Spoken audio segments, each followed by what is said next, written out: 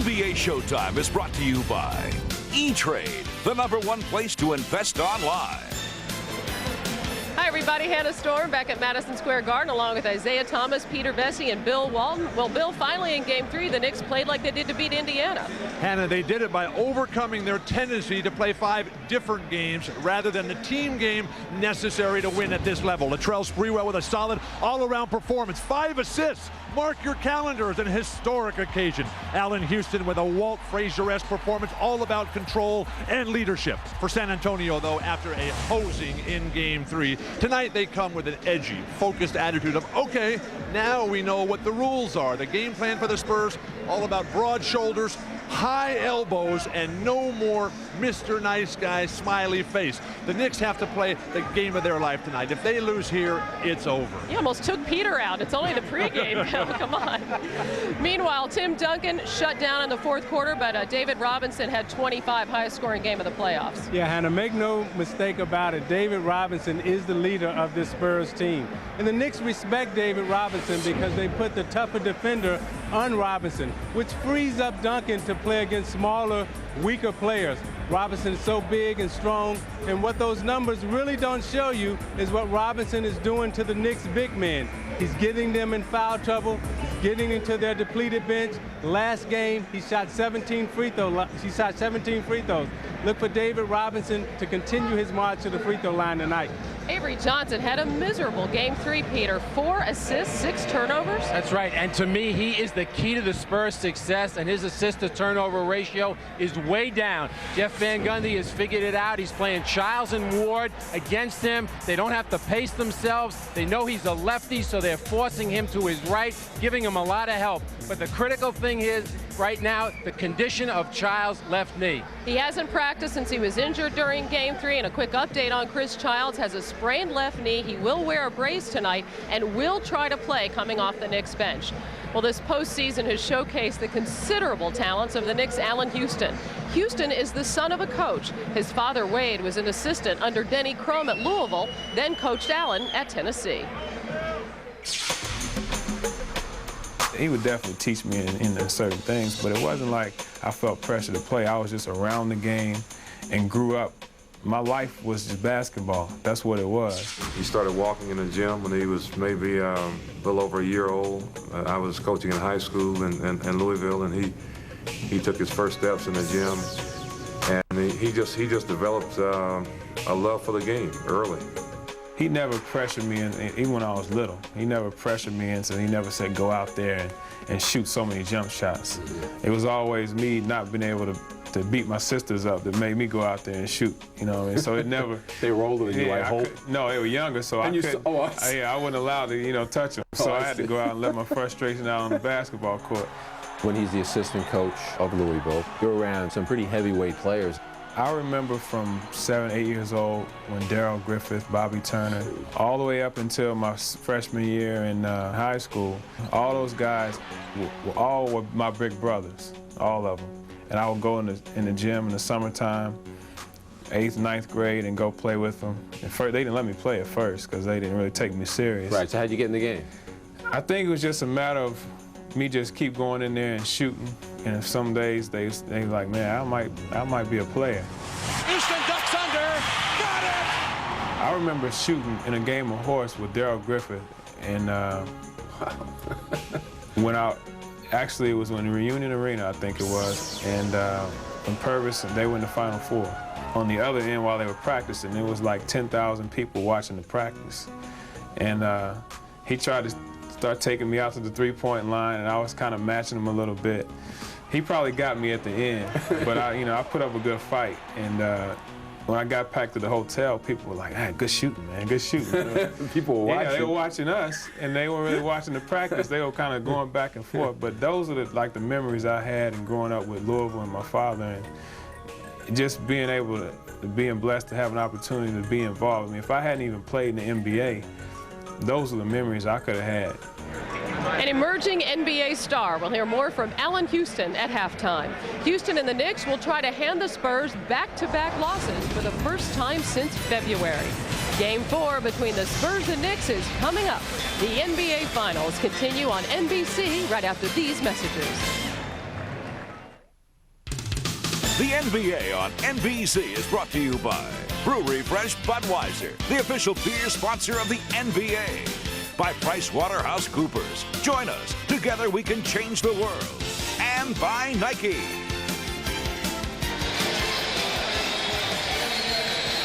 A quick check of the starting lineups. No changes, of course, for San Antonio. When you lose one game, but you've won 44 of 51, you're not going to fiddle with anything. Camby is back in the starting lineup for the second time in a row for New York, but he's got to stay on the floor. Because of foul trouble, he managed only 16 minutes on Monday night. Let's check with Ahmad. All right, thanks, Bob. The loss in Game 3 has not affected the confident swagger of San Antonio Spurs. David Robinson told me that a lot of people were disappointed because they were thinking sweep. No one on this team ever thought that. He said this is the NBA Finals. They knew the New York Knicks would not lay down. What it did do is cause them to refocus, find out what they did wrong, and come back even better, more ready. Let's go down to Jim Gray. All right, thank you very much, Ahmad. Well, I spoke with Jeff Van Gundy, and he told me he's very upset with Mario, Elie, and Sean Elliott for their comments after Game 3. He says every time we win a game, the other team says that it's because we got a good whistle, that the officials helped us. Well, I'm sick of it. If anybody's getting the benefit of the doubt in this series, it's the Spurs. They've shot 27 more free throws. Why don't these guys just stand up and say, we played better, we won the game? Seems as though Jeff Van Gundy, after 4 games and saying he couldn't find any Spurs to dislike, has found some, Bob. Jim, thanks a lot. The officials tonight are Hugh Evans, Ron Garrettson, and Mike Mathis. The Spurs in San Antonio in the first 2 games were whistled for 31 total fouls. They were called for 27 fouls in their Game 3 loss here. Well, foul trouble is definitely going to be a key tonight. And I think, once again, Bob, we need to look for the energy and effort we know is going to be there for New York in this first quarter. They got off to a great start, led by as many as 14 in Game 3. I thought that was critical. Can they get the same kind of results tonight? The tip to New York.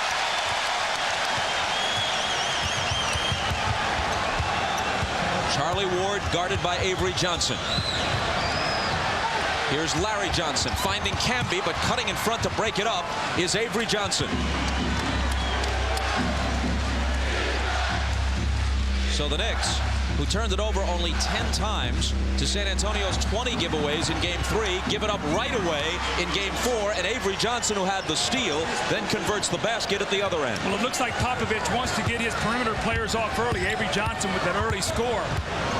Spurs never led in Game 3, up 2-0 here.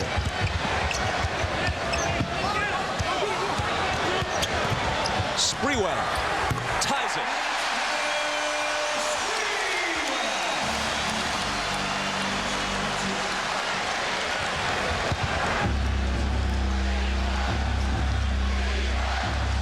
Avery Johnson gets into the paint and goes to the right hand for the miss.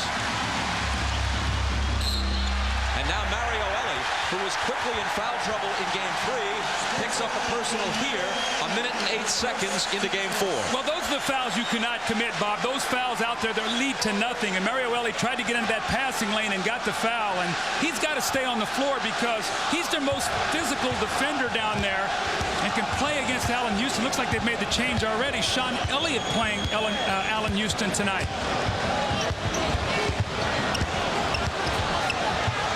Houston's first shot spins out. Duncan with the rebound. A double on Elliott, and Ward comes over and knocks it out of bounds.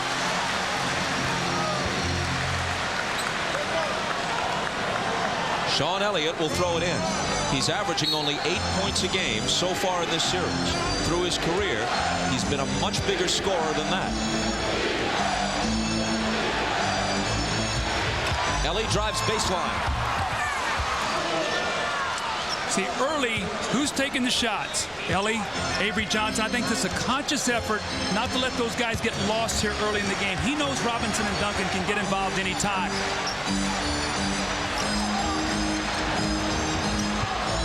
Houston backing away from Elliott.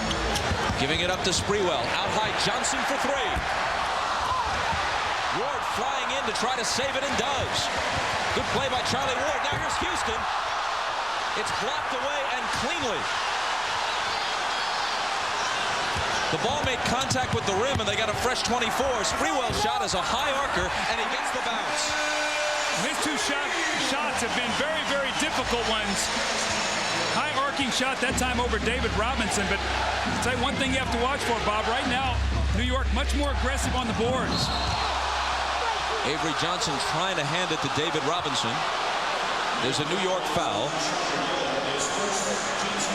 It's number 1 on Charlie Ward. Looks like San Antonio is trying to run more screen roll here to get started rather than just direct post up. That's to get you more movement rather than get you standing.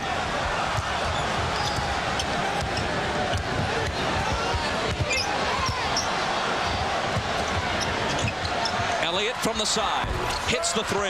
They've been waiting a long time for that. Well, they need him. You know, Bob, he is their 3rd best scorer, and we've seen what he's done in the playoffs this year. How about the ball movement around the perimeter? That's more like the Spurs. Nice pass from Johnson to Camby. He gets it back. Can't put it home, but he was fouled. You're right about the ball movement. That's when they're at their best, swinging that ball around the perimeter, out of the double teams. Elliott hits the shot, but we see Camby very aggressive here early. And Bobby's got to channel this. He can't allow this to create the negative things. He got an early foul trouble. That's been his tendency. And then as he gets tired, he has played better. New York already has 3 offensive rebounds. Spurs have none. See the free throw disparity in games 1 and 2. It was 66 attempts for San Antonio. Then in game 3, you saw the difference, 30-22. But you know what, Bob? When you're aggressive, when you're going to the basket, you're going to get those calls. And that's what happened in the game the other night. New York were the aggressors on the offensive boards, forcing turnovers in every category. Camby, just a 55% free throw shooter, makes them both.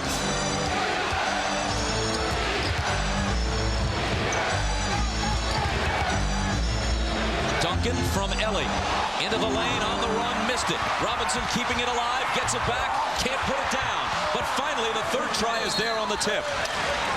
Tim Duncan's first basket. You know, Camby's guarding David Robinson, and he's a shot blocker, so someone's going to have to get their body on David Robinson. Now, that's twice he's got his hands on the ball early on the offensive backboard.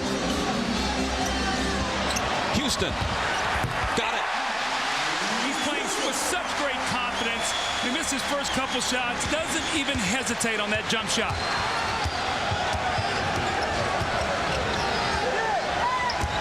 Duncan turns and banks it in. Spurs by 3.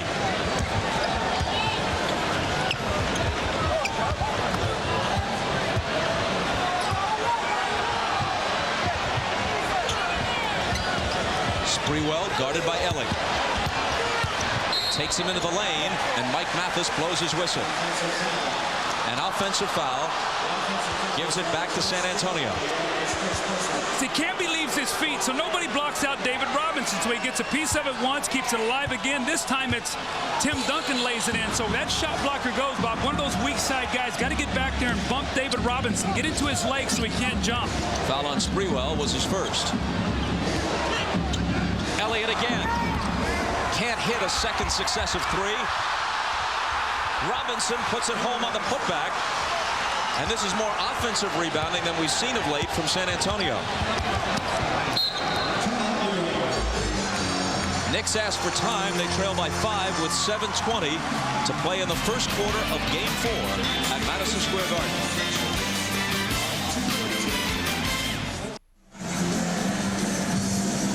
In the first 3 games of this series, David Robinson had exactly 1 offensive rebound. Tonight, he's got 4. Well, that's one of the keys because second shot opportunities, that's created with Avery Johnson getting in the paint and creating opportunities so people have to help. And Jim Gray during that timeout said that Jeff Van Gundy said, we can live with Robinson and Duncan. Keep him out of the paint so others can't get involved.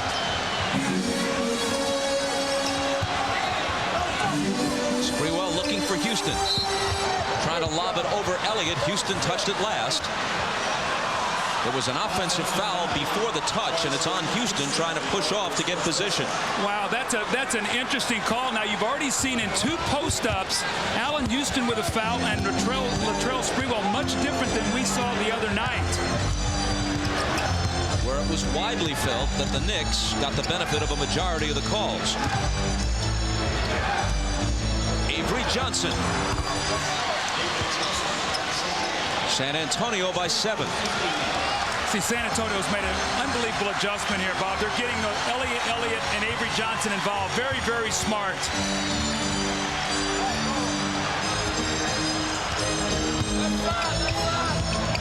Houston drives baseline into a crowd and hits against 3 defenders. The one thing that Allan Houston wants to do is keep driving that ball to the basket. And from New York, they want to play from ahead. Tonight, they are down 5. A little different story when they dominated the first quarter of Game 3. Avery Johnson got into the lane and paid for it. Larry Johnson fouled him. Allan Houston's going to get caught with pushing on his off arm right here with the left arm. Boy, that's a touch foul right there. Normally, what they'll do is just let the ball go out of bounds. Allan Houston, next time down, they want to push him to the outside to a shot blocker. Nice off the little finger roll there by Allan Houston as he drove that ball to the basket. But, Bob, San Antonio's whole defensive philosophy is keep you out of the middle, push you to the baseline, run you to a shot blocker who hopefully will alter your shot. That was a great play by Allan. Avery Johnson, a poor Game 3 with 6 turnovers. Off to a good start here. Makes both free throws. San Antonio with a 7-point lead.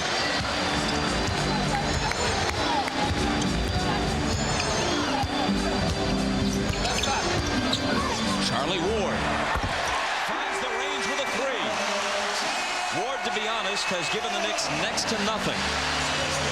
And he's actually played better than Childs, so that tells you what's happened. But the one thing they've done, Bob, is they've done a great job pressuring the guard. David Robinson with a 15-footer that goes down. Everybody involved right now for San Antonio. They're in a very, very good offensive rhythm. Ward, who had a hopeful sign a moment ago, finds Houston for 3. It rattles out on him. The rebound to Duncan and the outlet to Avery Johnson. It's taken away from him by Ward. Now a foot race with Robinson. Ward goes for the trap. Camby, who slams it home. A smart move by Charlie Ward. He's got those quarterback eyes. He played quarterback and he was reading the field that time. He looked over his shoulder and he saw he had Camby. That's a nice play. So he lateraled, huh? He lateraled, absolutely.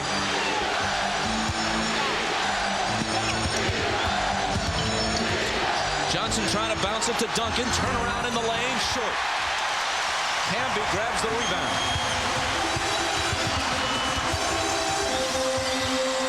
His jumper. Overshot. Chased down by Duncan. And Mike Mathis stops play. Avery Johnson has some blood on his right elbow. And by rule, he has to leave. Back-to-back plays by Charlie Ward. He reads that Avery Johnson's going to give him that jump shot, so he just gets himself together in nice rhythm. And then the great steal, Avery Johnson tries to cross him over. He picks his pocket, and as he drives the ball down the floor, watch him peek over his right shoulder. Right there, he sees what's happening, gets David Robinson to commit, and then the powerful finish from Camby. See, when you get a player like Camby, those kind of baskets, it energizes, it makes him that much better. Like he was running the option at Florida State. That's right. Kerr is in for Avery Johnson, who's out to have his elbow bandaged, and Duncan does it again. Duncan, who scored 20 in Game 3, has 6 already tonight. He was held scoreless 0 for 4 from the floor in the fourth quarter when the game was being decided on Monday.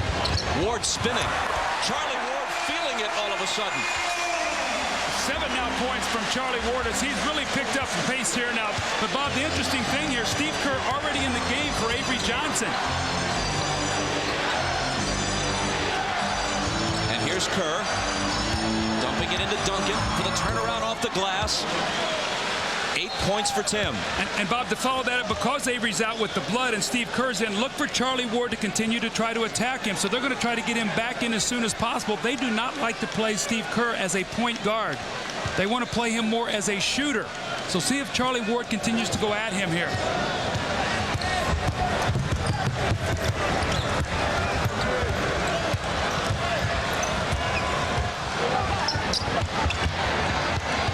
Larry Johnson backing away with the dribble. And another whistle. Illegal defense against San Antonio. First one's a warning, as you know. Second one a technical. Kurt Thomas makes his first appearance. Camby goes out. Now they have a very small lineup out there. I'm sure that Camby has no fouls, probably a little winded right now. Probably a good substitution by Jeff Van Gundy. Does not want him to pick up a little touch foul as he gets a little tired. Larry Johnson. His first basket. Bob, you get a sense these teams, now this is the 4th time they've played this year. They had not seen each other all season long. They're starting to get into a rhythm now, knowing how to play against each other. Duncan with the bump and the shot that's no good. Here comes Houston. Sprewell. And Duncan is alone on the glass.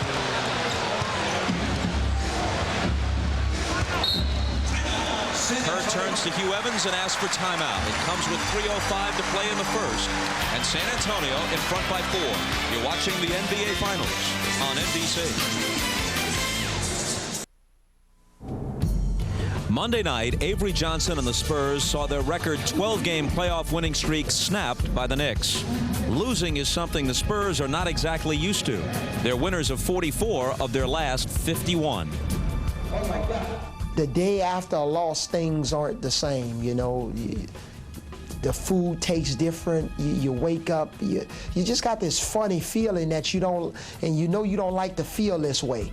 And you know how you like to feel after a win, and that's where you want to be. So we do take it personally, not so much where we're going to get out of our games or somebody's going to try to put the team on their shoulders and lead them to victory. But it's a certain way that we respond, and I'm hoping we're going to respond like that in Game 4. Look at those figures. As you see, they respond to a loss with a vengeance. And the last time they lost 2 in a row was back on February 28th, the loss that dropped them to 6-8. And at that point, they turned everything around. And make no mistake about it, Bob, when Avery Johnson speaks, this team listens to what he has to say. He's one of the real leaders. How could you not listen? He and Elie both. They never stop talking.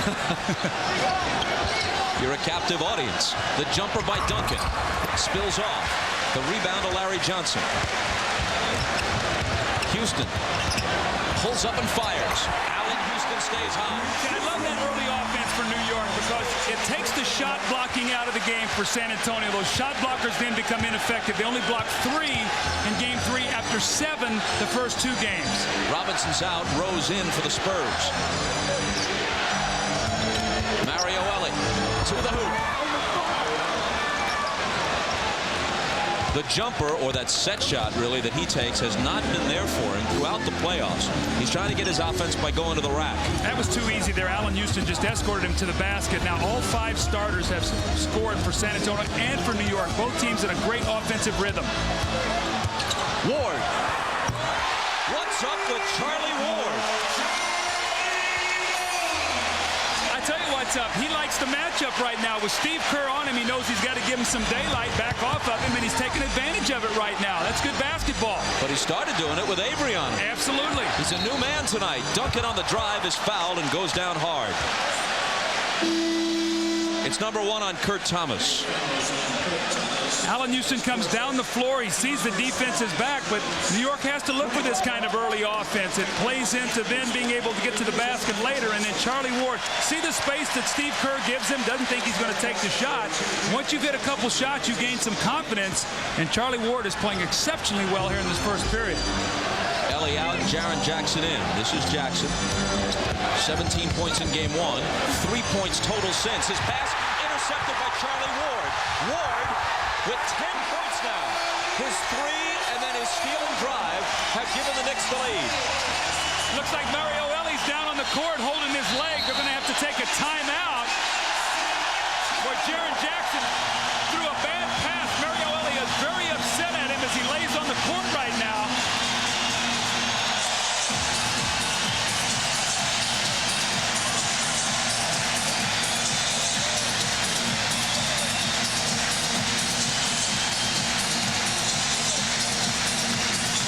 Let's see if we can find out what happened. A tough pass by Jackson, and you see he gets his leg straight, and he comes down on the floor. The right leg is straight, the left leg is bent. Bad pass pass across court by Jaren Jackson, and Charlie Ward again with those football instincts. This time instead of a quarterback, he's a free safety. Picks it off and goes in for the layup. So Charlie Ward is jump-starting his team. Jeff Van Gundy very, very happy. You don't expect this from Charlie Ward. Charlie Ward, the 1993 Heisman Trophy winner at Florida State. Also a good baseball player. The Yankees and Brewers each pursued him. The question is, not is he a great athlete? He clearly is. Is he an NBA point guard? Through most of this season and most of these playoffs, he really has not been. But tonight, what a performance in this first quarter. Well, they're going to need it, Bob, because questions about Chris Childs' knee. He might have to play heavy minutes tonight with Childs being hurt.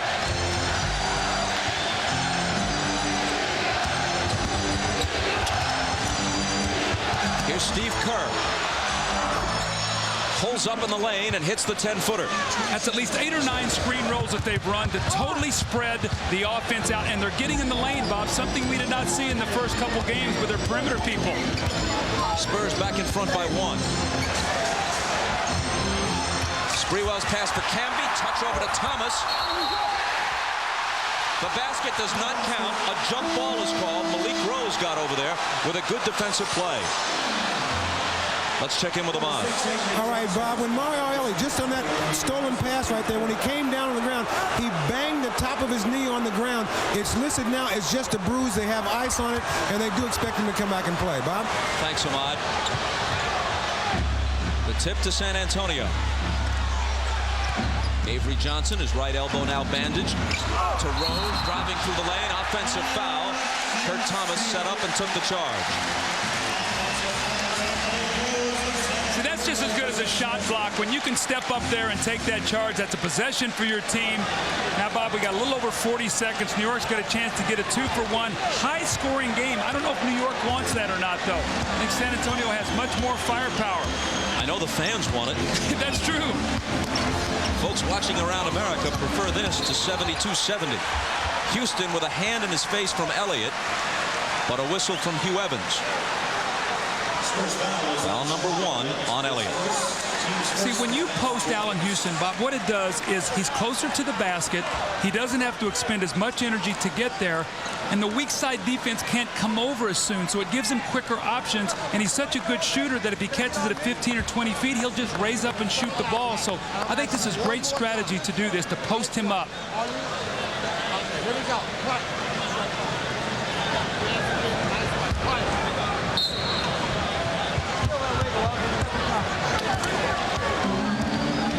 Charlie Ward, who already has his high point production of the series in this first quarter alone, gives it up to Houston, and an illegal defense. That's the second one called on San Antonio. So the Knicks will shoot, and Houston will do it. And you can log on to NBA.com to get game analysis from Cybercast host Steve Snapper Jones. The multifaceted cyber snapper is currently analyzing the game in progress, in addition to answering fan questions. It's all at NBA.com, your ultimate online resource for the NBA playoffs.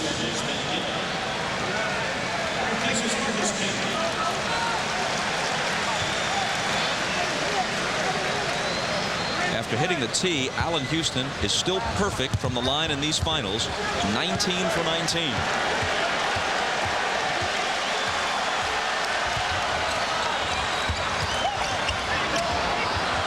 Seconds. Houston to Thomas, who juggles it, gets the shot off, and hits it. With 1 second to play.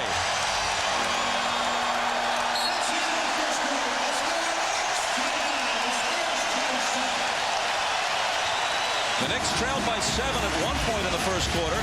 They ended in front by 2.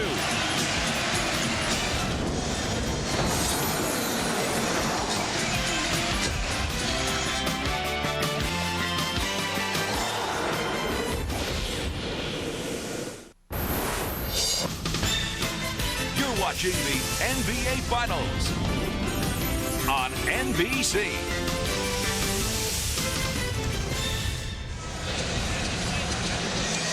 Rather than just posting up Duncan and Robinson, San Antonio has diversified their offense here by getting penetration, a lot off screen rolls. Avery Johnson gets in the lane and he gets a score.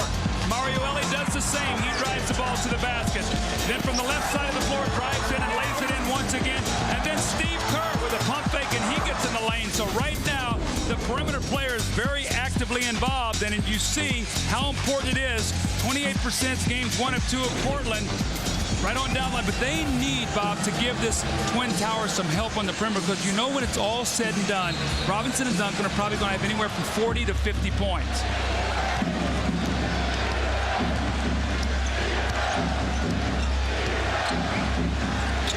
Avery Johnson around Duncan's screen. Ward right with him. Duncan gets it, fires from 20, and it's short.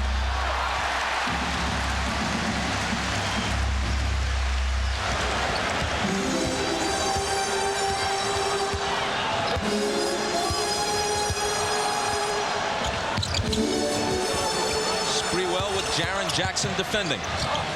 Snaps a pass cross court that eludes Kurt Thomas, and on the turnover, it belongs to the Spurs. Sprewell is not a good ball handler. He will get careless if you pressure him with a double team. That was an errant pass. Bob, San Antonio does not like the double team. They don't do it very often, as we see Elie come back into the ball game after banging that knee. Sean Elliott sits down, but San Antonio doesn't like to double team the post, and it causes them problems. It gets those big guys running around. Here's Elie. Thought about taking the three, instead drives to the hoop, looking for Duncan. There to pick it up is Jaren Jackson. 5 seconds to shoot. Malik Rose with a long one. Outside his range, really. And the rebound to Sprewell. Knicks quickly back. Camby catch and shoot. So vital for him to stay out of foul trouble. They were very fortunate. He got in foul trouble in game 3, played only 16 minutes. They could get a win. They need him 35, 36 minutes tonight.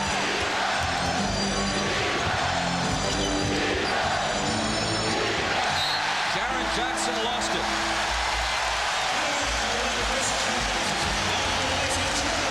Let's go to Jim Gray. All right, thanks, Bob, as Chris Childs checks in. Right after the introduction to the lineups, Chris Childs went back into the locker room to try and keep his left knee warm, had his brace tightened up a little bit, came back and watched the rest of the first quarter, so he's been trying to stay a little bit warm. Talked to him before the game. He said it's considerably swollen. He's going to have some trouble, but he wants to try and play through it. Bob? Jim. Childs in with New York on a 10-2 run right now. Sprewell misses the turnaround.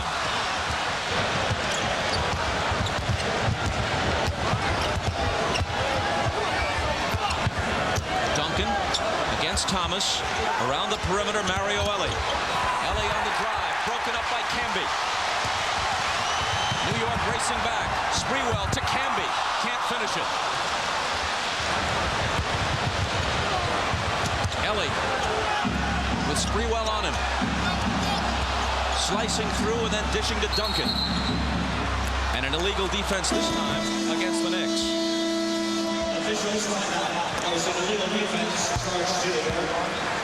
This crowd would have erupted had Marcus Camby been able to finish on that play. He had the great block shot. He got in the lane and filled. Had he been able to finish, this crowd would have been on their feet. But this is what Marcus Camby's done. This is the little medium-range catch-and-shoot jumper that, if he will get in his arsenal, will so expand his game. We know he can block shots. This is what he does best. And then get out and run the floor. So Camby off to a great start. New York leads by 4, 9:58 to go. And you're watching the NBA on NBC. The NBA on NBC is brought to you by Miller Lite. Taste a true Pilsner beer. By the rugged new Montana from Pontiac. Life is more exciting in Montana. And by Gatorade Thirst Quencher, helping you play longer and stronger when it counts the most. Gatorade, is it in you?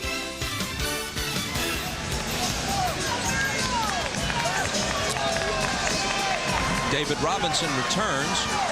Missed a little more than 5 minutes on the game clock, but about 17 and a half minutes of actual rest.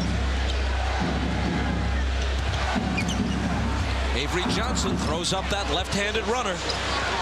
New York's got to be a little concerned. Those guards are getting in that lane. And if they start coming over the New York big men to help, that's going to free up Duncan and Robinson. That's got to be a concern right now, even though New York still leads by 2. 8 points for Avery Johnson. Childs pass finds Camby, but it spills off for him. Bouncing to Sprewell. Misses the bank. Elie leaves it for Avery Johnson. Cut off as he heads into the lane, so he backs away. And Mike Mathis says hold on. New York foul on Kurt Thomas as we check with Jim Gray. Thanks, Bob. As Doug was talking about a little bit earlier, Jeff Van Gundy keeps emphasizing during the timeouts, do not let Avery Johnson get into the lane. When he gets into the lane, he is able to create for himself or open up the three-pointers. Give Duncan or Robinson their points when they're in the game, but keep Avery out of the lane. So far, they haven't been very successful. Bob? Johnson with the head fake decides against the shot. Jerome Kersey is in the game for the first time. He hasn't seen much playing time at all of late. Same move for Avery Johnson, same result. He's got 10 points. How about the leading scorers in the game? Charlie Ward with 10 and Avery Johnson with 10. Bob, I bet I could have won a little bet with you on that tonight, right? Early in this game? Somehow you didn't offer it before the opening tip. Because I knew that would have been a losing proposition with you. Larry Johnson finds Camby cutting through the lane. And another whistle. It's on David Robinson, his second.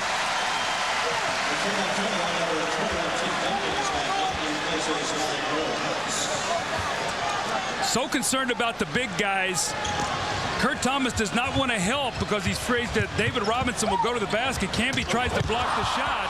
Back-to-back baskets by getting in the lane for Avery Johnson. New York turnover as Elie comes up with the interception.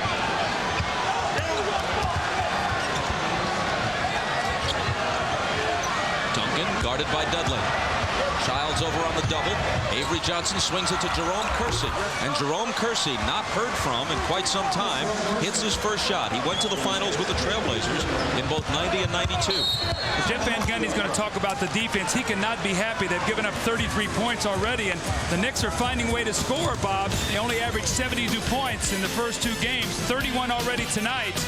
But their defense has got to be better than this. Avery Johnson recognizes the switch. He's got the quickness on Larry Johnson, that little floating left-hand hook, and then great ball movement. Jerome Kersey's going to be on the receiving end of a nice little penetrating pass from Avery Johnson, and the supporting cast is actively involved tonight. Kersey's first basket of the finals gives the Spurs the lead. We get a look at Allan Houston sitting on the bench beside Charlie Ward. Since they have sat down, they've been outscored 6-0. Now, Jeff Van Gundy's got to be very careful. He's got Childs out there who's really a non-scorer, and Dudley. He has to watch this lineup closely, Bob. Allan Houston's played all but 12 minutes of this series. They got to get him back in the game. Here's Sprewell.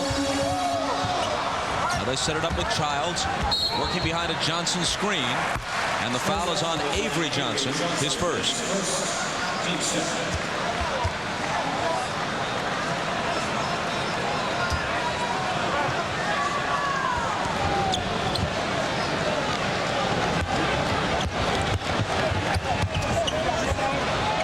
Elie up on Sprewell, who puts it behind the back, throws up the floater.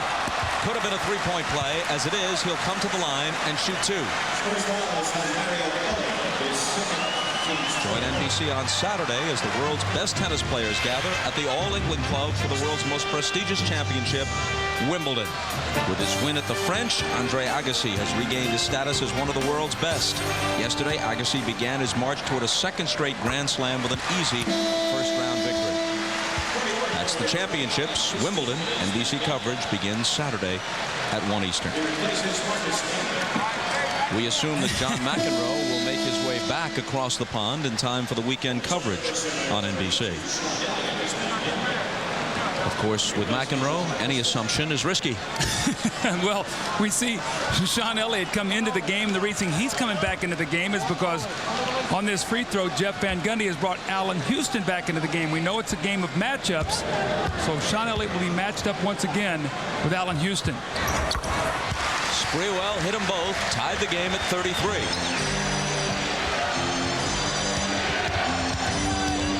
Johnson races across against Childs. Duncan with the screen. Around the perimeter, here's Elliott. Sean Elliott finding the range which had eluded him earlier in this series. I think it's really smart what San Antonio is doing right now. Duncan is 3 of 8 for the game. The rest of the team is 13 for 20. You know Duncan eventually is going to get his. Now everybody's involved. I think that's very positive for San Antonio. Houston comes back and immediately makes his presence felt. You know, he was talking about watching, as a young guy, watching films and stuff of Walt Frazier and Earl Monroe, 2 great New York guards and won championships here. That little mid-range jump shot, he said they were so effective. That's what he's doing. Robinson almost lost it. Duncan covers up. Elliott's alone for 3 and gets an incredible bounce to Cannon. Remember, they said they liked the rims here. Tim Duncan, when he came in, he said, I love these rims. That was a kind bounce for Sean Elliott. He's off to a great start. What is that, 8 points for Elliott now? A pair of threes and a 2-point jumper off the baseline. Well, he had only 7 points in the entire game 3. He's so critical. And once again, it's Avery Johnson with that drive that just sort of opens everything up. Sean Elliott hits that little jumper and then follows it up with a 3. He was just hit with his 2nd foul. New York ball from the side as play resumes. Here's Dudley. Prior to that, Dudley had missed 13 of his last 14 field goal attempts. When you double team, you allow a guy like Chris Dudley to get a layup. That's why the Spurs don't like to do it, but they have to do it right now against Sprewell in Houston. And at the other end, Dudley appears to have fouled Robinson. And it's number 1 on Chris. See, but with Sean Elliott playing well and the perimeter players, what it does, it forces Houston and Sprewell to expend some energy on defense, something they had to do a lot of in the first 2 series and haven't done much of here. Avery Johnson. Dudley with the rebound. Childs to Sprewell. Pulls up and connects. Knicks getting it from a number of sources tonight. This has been the best game of the series. Well played by both teams.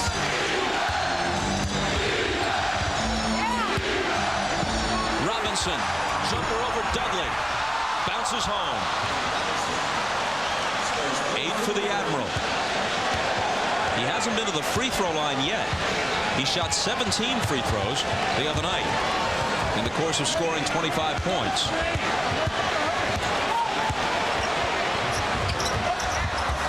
Houston, Johnson for 3. Avery Johnson takes the rebound.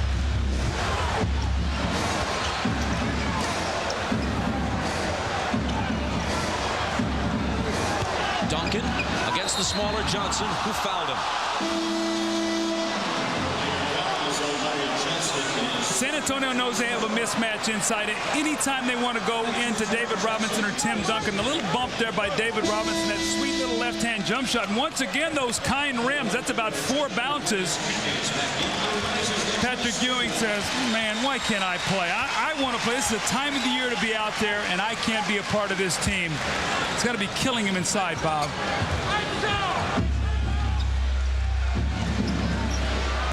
San Antonio by 1. 5 minutes to play in the half. Duncan fades, fires, and puts it down off the glass. Patience. He is just taking his time after a 3 for 8 start. Now he's hit his last 2 shots, so he's working himself into the game.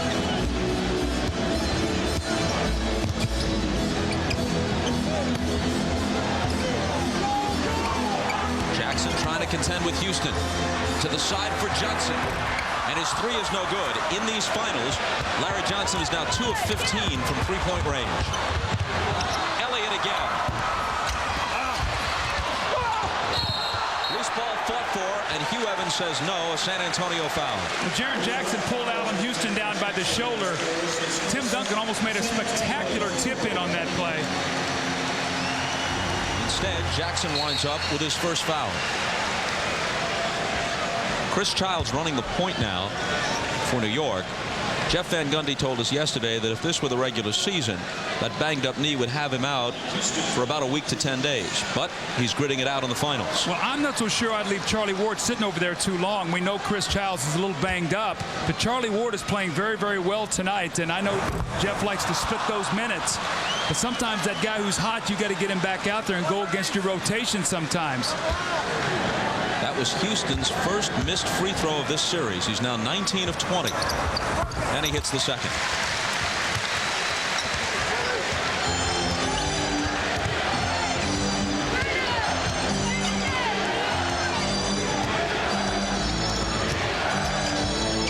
Jaren Jackson hasn't done anything since game 1. That was a bad shot. He should have thrown that ball into the post. He forced that shot.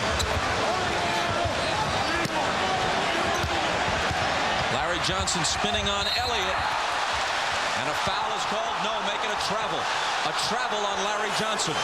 That could have been a big foul. I think that would have been Sean Elliott's third, and he's playing well. They cannot lose him.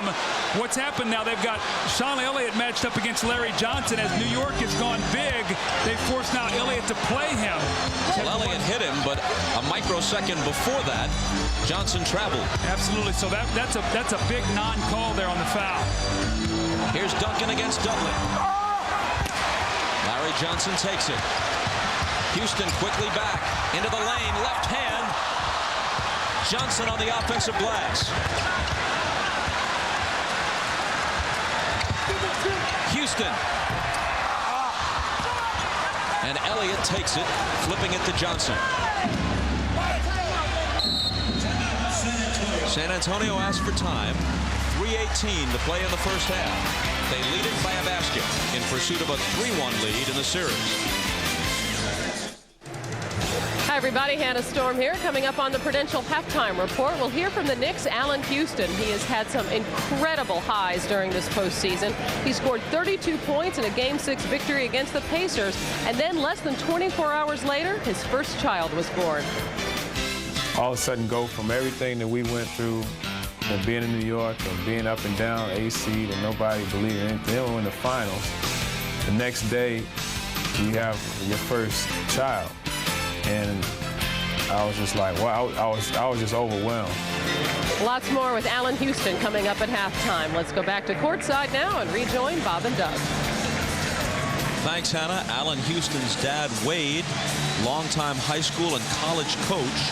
So Allan's been around the game his whole life. Well, also, Allan got a taste of being a father the other night. Sunday night, he got up in the middle of the night. The baby was crying. You see that little scratch on his forehead there. He got into the refrigerator and banged his head early in the morning. He said he was embarrassed. He thought he was going to have stitches. So welcome to fatherhood, Allan. And welcome to trying to defend Tim Duncan, and that goes for everybody in a white shirt. Well, Popovich called that timeout, and he said, look, we've spread them out. Now throw the ball in the post. He was upset with Jaren Jackson with that last quick shot. Duncan's got 10. Houston with Elliott on him. Turns, shoots over him, and spins out. The rebound taken by Duncan. Avery Johnson with the lob to the Admiral. It's broken up. Here's Sprewell. Slams on the brakes, fires the jumper, and draws the foul. It's on Jaren Jackson, his second. When Coach made his point in the timeout, I said, look, get the ball inside. We've run our screen rolls. All you guys are involved. Throw the ball into our star. And they do, and they get the score.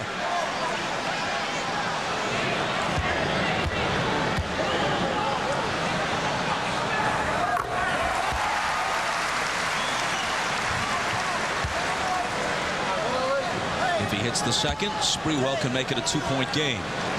The one thing you don't want to do with Sprewell, Bob, you want to make him take a lot of shots, but don't put him on that foul line. That's how he throws up a big night against you. Jaren Jackson fouled him on that jump shot. You don't want him to do that if you're a coach. Contest, don't foul.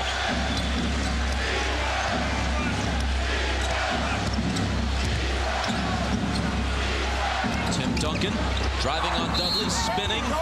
He'll come to the free throw line.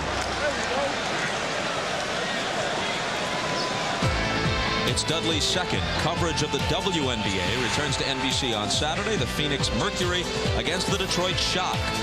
Michelle Timms and the Mercury looking to build upon last year's success as they face Corey Holiday and the Shock. WNBA on NBC Saturday at 4 Eastern. Saw the Shock play the other day, Bob. My son Chris coached in Detroit last year with Nancy Liebman-Klein. They've got off to a good start. Big win last night against Charlotte. So Phoenix coming to town with Cheryl Miller. That should be very good. Dudley with some comments from Mike Mathis as he leaves, replaced by Larry Johnson.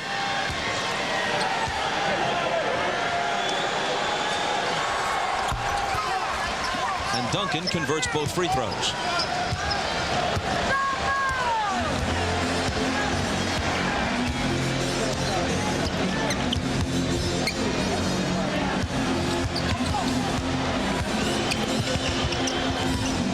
Houston lost it with Jaren Jackson breaking up his pass, but Charlie Ward takes it back just as quickly. His pass eludes Johnson. Now the officials confer, and it was touched last by San Antonio. The Knicks will keep it. That was a nice steal by Charlie Ward in the open court. It looked like the Spurs had a fast break. Both of the big guys out running on the wing, and Jaren Jackson, not a good ball handler, turned it over. Let's see if the Knicks can take advantage and cut this lead back down to 2. It was Ward's 3rd steal. He has 2 assists and 10 points. Here's Ward into the lane, finding Camby. Charlie Ward has been great, Bob. I mean, Jeff Van Gundy's going to have to really watch tonight and keep him on the floor, because this is by far the best he has played. Avery Johnson. Jaren Jackson lets it go and gives San Antonio a 4-point lead. Now, see, that shot is fine because that's uncontested, and that's off the little dribble by Avery to get in that lane. But once again, Avery Johnson getting in the paint, causing all kinds of problems.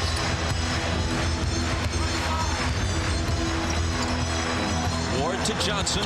Larry Johnson against 2 defenders. Doesn't get the roll, but the tip is there. You see why Camby's got to stay out of foul trouble? He's the only guy on the New York front line who can make that kind of play. That's just an aggressive, energetic, quick jumping play. 10 points and 6 rebounds now for Camby. Duncan from 20. You almost invite him to take that shot because you don't want to deal with him in the post, but you forget that he's such a good outside shooter as well. Well, that's what makes those big guys so unique. Both of those guys can step out on the floor and do that, Bob. We've seen David Robinson do it. They both like to post. Hey, don't look now. This game is on pace to be a 100-point game, a rarity these days. Absolutely, Bob. And Charlie Ward has been very significant during this period of time with his dribble penetration. And you see Marcus Camby with the big finish over David Robinson. And Tim Duncan steps out on the floor. Now he's posted. He's posted. Larry Johnson said, "I'll give you this one." And he said, "Fine, I'll take it."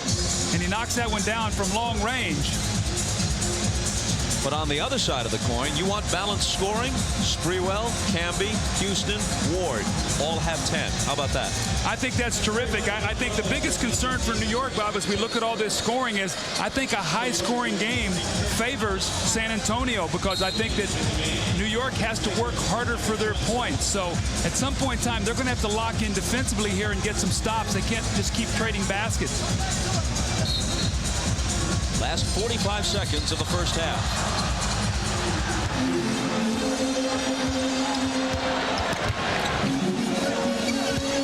Sprewell spins around Jackson, but coming over to block it is Duncan. Jackson catch and shoot. Jaren Jackson off with it.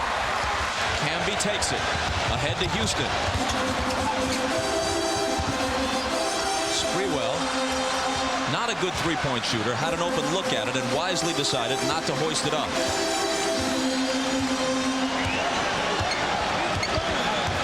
Six on the shot clock. Sprewell to Thomas for the jumper. 4 seconds now. San Antonio has to hurry. Jaren Jackson from midcourt. Came pretty close with it. The Spurs will settle for a 4-point halftime lead. Stay tuned for the Prudential halftime report. Hannah Storm will, of course, be joined by Isaiah Thomas, Peter Bessie, and Bill Walton on the Showtime set. You're watching the NBA Finals on NBC.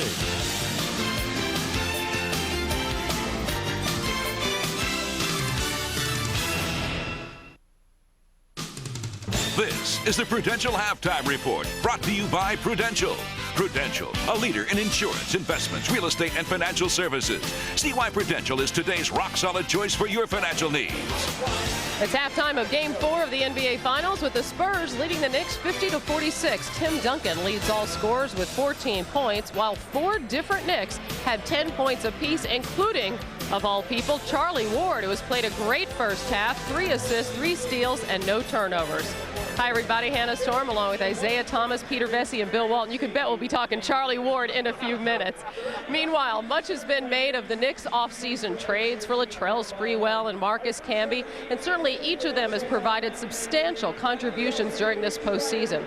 But just perhaps New York's biggest personnel move came 3 years ago when the Knicks acquired Allan Houston in a rather unconventional way. Peter spoke with Houston about it.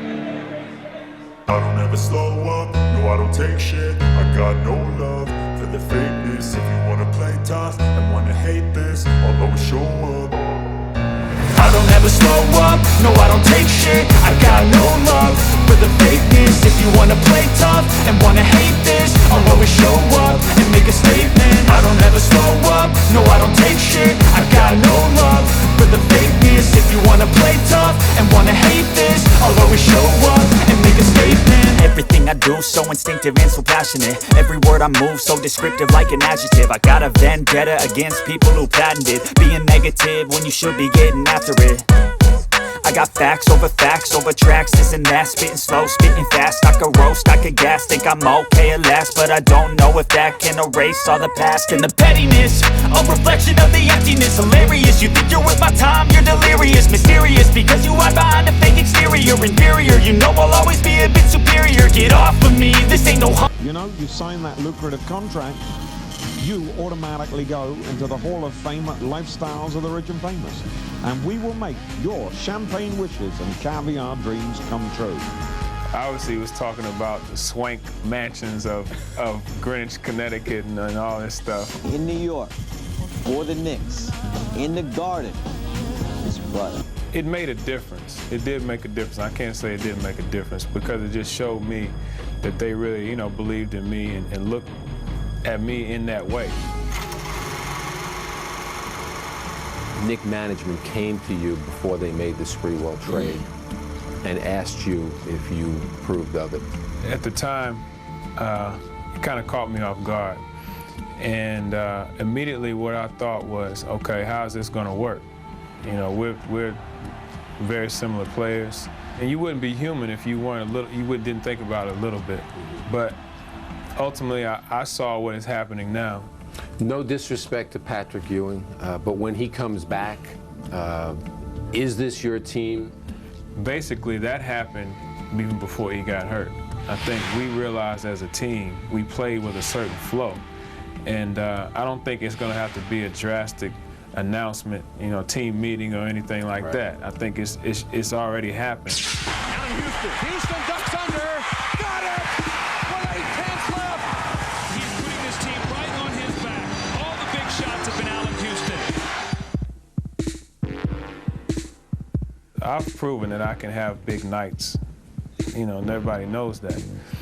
But what I have to do is prove that I can do that on a consistent basis. When you miss it, you do. When you make it, you're hot. And that's the attitude you basically have to have. And that's the thing sometimes that I fight. Have you arrived as the man, as the franchise player? You know what? I've always had that belief in my heart and in my mind. And if that happens, I'm going to welcome it. Can you take it upon yourself and then accept either the success or the failure that goes with it? I think now I can. I think earlier I probably did need someone to just throw me in that role. I'm just glad it didn't happen overnight for me, that I've had to learn and take some bumps and bruises. Why? Why is that? Well, I think, everything that sometimes you take some pitfalls and you go through some adversity and it makes you stronger and it helps you grow and learn. And I think that's what's happened with me. The Knicks are going to the NBA Finals as they continue their remarkable run. I remember Saturday when we got back from San Antonio. That's the first time I really had time to sit back and reflect and think about it and just receive all this, the blessings, and everything. And I almost just came to tears just thinking about it. All of a sudden go from everything that we went through and being in New York and being up and down, A-seed, and nobody believing anything. Then we went to the finals. The next day, you have your first child. And I was just like, wow, I was just overwhelmed. With his 34-point game on Monday night, Houston became only the 4th different Knick in the last 47 years to score 30 or more points in a finals game. The other 3, it's worth noting, Willis Reed, Walt Frazier, and Dave DeBusschere are all in the Hall of Fame. When we return, we'll talk about the first half between the Knicks and the Spurs, but first, a message from Prudential and a word from the NBA.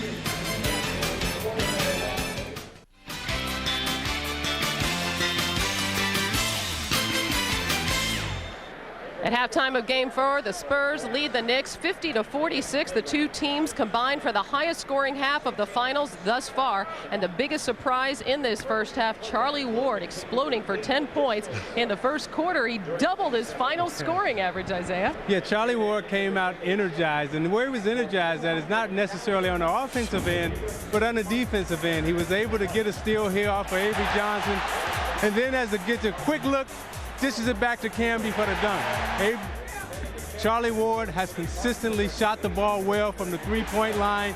And what he's doing right now is he's energizing the Knicks with his defensive play, his hustle, and he's keeping the Knicks involved. What the Knicks have to be careful of right now is that they got to continue to score. They're scoring off opportunity baskets, they're scoring off transition, but they got to make sure that they score in their half-court offensive sets, and they got to shut San Antonio down. San Antonio has 50 points right now. They can't let San Antonio get 90. Hey, the last time that Ward accounted for as many as 10 points in one quarter, he was wearing shoulder pads. I thought you said he couldn't play football or basketball. How about my man, Charlie Ward? We love Ward. But please, here's a guy, $30 million, and all he gets is a couple of baskets in a half of a half. Please. What really happened in this first half, though, was San Antonio with a great start, Duncan and Robinson. But then they took David Robinson and Avery Johnson out. Inexplicable. Far too many substitutions. Marcus Camby was really big for New York. The key, making and getting big shots down the stretch. How about my man Charlie, though? We're going. You are such a fair weather fan. It's disgusting. Let's update the key results from Wimbledon today. On the men's side, 5-time Wimbledon champ Pete Sampras won in straight sets. Unseeded American Jim Courier eliminated the 12th seed Carlos Moya in 5 sets. In women's play, Steffi Graf lost the first set but easily won the next 2. The rest of the seeded women won in straight sets. Our 35-plus hours of Wimbledon coverage begins Saturday at 1 o'clock Eastern Time. And the Basketball Hall of Fame announced the class of 1999 earlier today. 5 members were elected: Kevin McHale, John Thompson, Wayne Embry, the late Fred Zollner, one of the NBA's founders, and former UCLA women's coach Billy Moore. The Spurs lead the Knicks by 4. We'll send you back to Bob and Doug for the second half after these messages from your local station. This has been the Prudential Halftime Report, brought to you by Prudential. Prudential, a leader in insurance, investments, real estate, and financial services. See why Prudential is today's rock-solid choice for your financial needs. Ahmad Rashad back at Madison Square Garden where the Spurs lead by 4. Coach Popovich, was it a concerted effort on your part to get everybody involved in the first half? Well, we hope to. You know, we wanted to make some substitutions and see if we could get everybody involved in what we're doing out there rather than wait so long to substitute like we did last game. How about this high-paced game? Does that suit you? I don't know, Ahmad. We'll see. The turnovers on the break have been scary. You know, we've had some good break opportunities and turned it over, so perhaps we got to use a little bit more judgment there. But we run pretty well because the big guys like getting down the floor. All right, Coach. Good luck to you in the second half. Thank you very much. All right, let's go over to Jim Gray. With Jeff Van Gundy outside the Knicks locker room, Avery Johnson, 5 assists, 10 points. How are you going to keep him out of the paint here in the second half? We have to do a better job in our pick-and-roll defense. And first 3 games, we did a good job. Tonight, he's in the paint too much. High-scoring game. Does it favor San Antonio? I don't know if it favors anybody. Both teams have to defend a little bit better, and we have to rebound the ball much better. Jeff, thank you. Good luck in the second half. Back out to you, Bob. Jim, thanks a lot. Time is short, so let's quickly get the thoughts of Doug Collins. Well, Bob, I think when you talk about San Antonio, Duncan and Robinson still end up with 22 points. The rest of the team 28, and Avery Johnson and Elliott got 18, 17 in entire game 3. So field goal percentage excellent. Well played by both teams. Turnovers were down for San Antonio. Positive sign. Fast break. When New York is at their best, they're running. 17 assists in game 3. Tonight only 5. Bad sign. They have more turnovers than assists. That led to a couple losses in games 1 and 2. They're going to have to take care of the ball. San Antonio by 4 in game 4. The start of the second half coming up.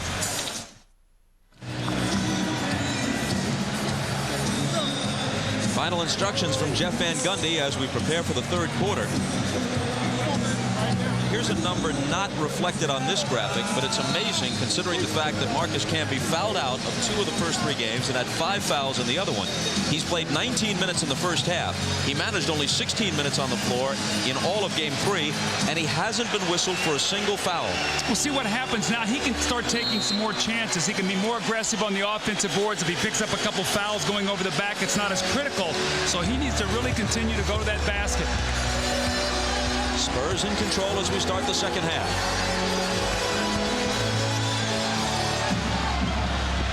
Tim Duncan. Johnson poked at it, but got a piece of Duncan for his 3rd foul. I think it'll be interesting to see which team can make a defensive stand here, get a little bit of grasp of this game defensively. That was the best offensive half that we've seen, Bob, in this series. One of the best halves we've seen the entire playoffs. So who will get a grasp of the other one defensively the quickest? Larry Johnson whistled for that foul, as many of you may know. Certainly everyone in the New York area does. He was fined $25,000 for a profane outburst at an NBA representative during a media session on one of the off days. That's not unprecedented for him. You know, it's interesting. His persona publicly is that way, Bob. But, you know, when you talk to anybody who played on the team with him, who was coaching, they said he's one of the best teammates you could ever have on your team. And he's certainly gutting it out on a bad knee in this series. No one expected him to be back for the first 2 games in San Antonio. They thought maybe by the time we got here to New York. The ball was kicked, fresh 24. So you got to give him lots of credit for that. And he's been an all-star player during his career. There are times, however, when he seems to think civility is not called for. Here's Charlie Ward.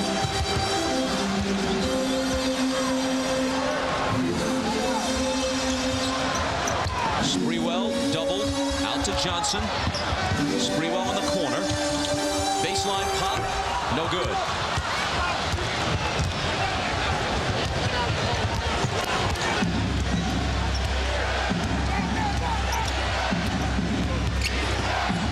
Elliott up top to Elie. Avery Johnson gets into the paint and throws up that running hook that's no good. That was a bad shot that time by Avery. Charlie Ward to the left hand, but doesn't get the roll. But he's playing with so much more confidence than we've seen from him at any time in the last several weeks, let alone this series. And, Bob, they're going to continue to need that from him. You see tonight what he did, 10 points, 4 of 4. He's perfect in the field, his assists, his steals. But the more aggressive he is, the more the opportunities to get Sprewell in Houston, because they have to now guard him on the floor. The layup that wouldn't drop was his first miss of the game. Houston gets Elliott off his feet. Now feeds to the corner for Johnson. Shovels it to Camby. Now gets it back against 2 defenders. Robinson blocked it. Duncan saved it. San Antonio with numbers. Mario Elie finishes it. Jeff Van Gundy and the Knicks have to be very, very careful right now. San Antonio with a couple good defensive possessions. Larry Johnson's going to drive that baseline, and you see what the shot blocking does. It forces Camby to pass it, and then the 2 Twin Towers, once again, actually both of them got a block shot. It leads to the fast break opportunity.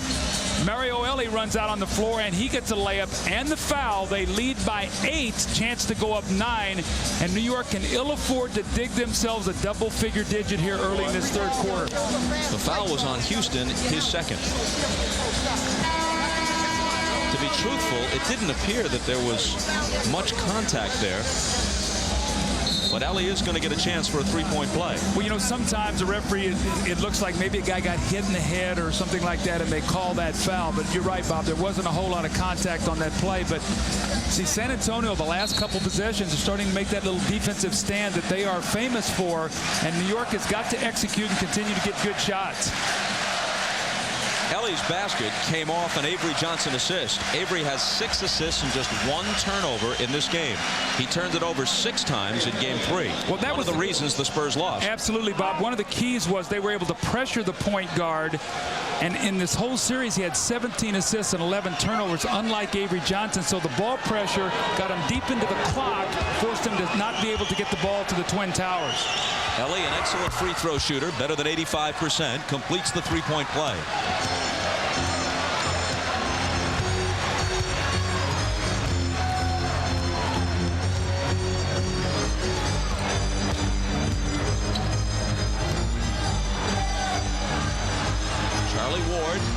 passing to Sprewell. Now Johnson, who juggles it. Ball loose and taken by Elliott. Avery Johnson, Mario Elie snaps it back inside to Duncan, and it's a double-digit lead, an 11-point advantage for San Antonio. Duncan is making strong double teams on that post play. Larry Johnson's trying to cut to the basket, Bob, but if he catches it, he can't finish in there. Houston, Elliott fouled him.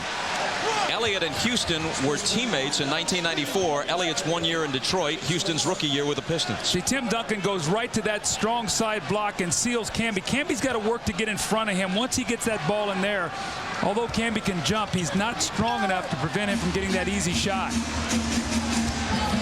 Sprewell has to arc it high, and it spins out on him. San Antonio led by only 4 at the half.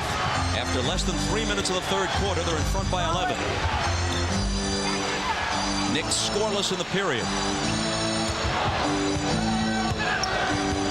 Duncan backing in on Johnson. Fade away. Grabbed by Camby. Johnson might have gotten a small piece of the shot. Now he's back ahead of the field, but they catch up with him. Houston slices into the lane, gives it back to Johnson, and an offensive foul is called. It's number 3 on Houston after the collision in the lane. Bob, remember I talked about which team is going to get a grasp of the other one defensively? Right now it's San Antonio. They're challenging everything. Allan Houston comes over, drives the lane, and here comes David Robinson to take the charge. Duncan's right there for the shot block. So their defense right now is tremendous in the paint. Somebody's going to have to make a shot for New York here. This game is getting away from them. Duncan returns it to Avery Johnson. Touch pass back to him. Avery drives. May have traveled, and he did.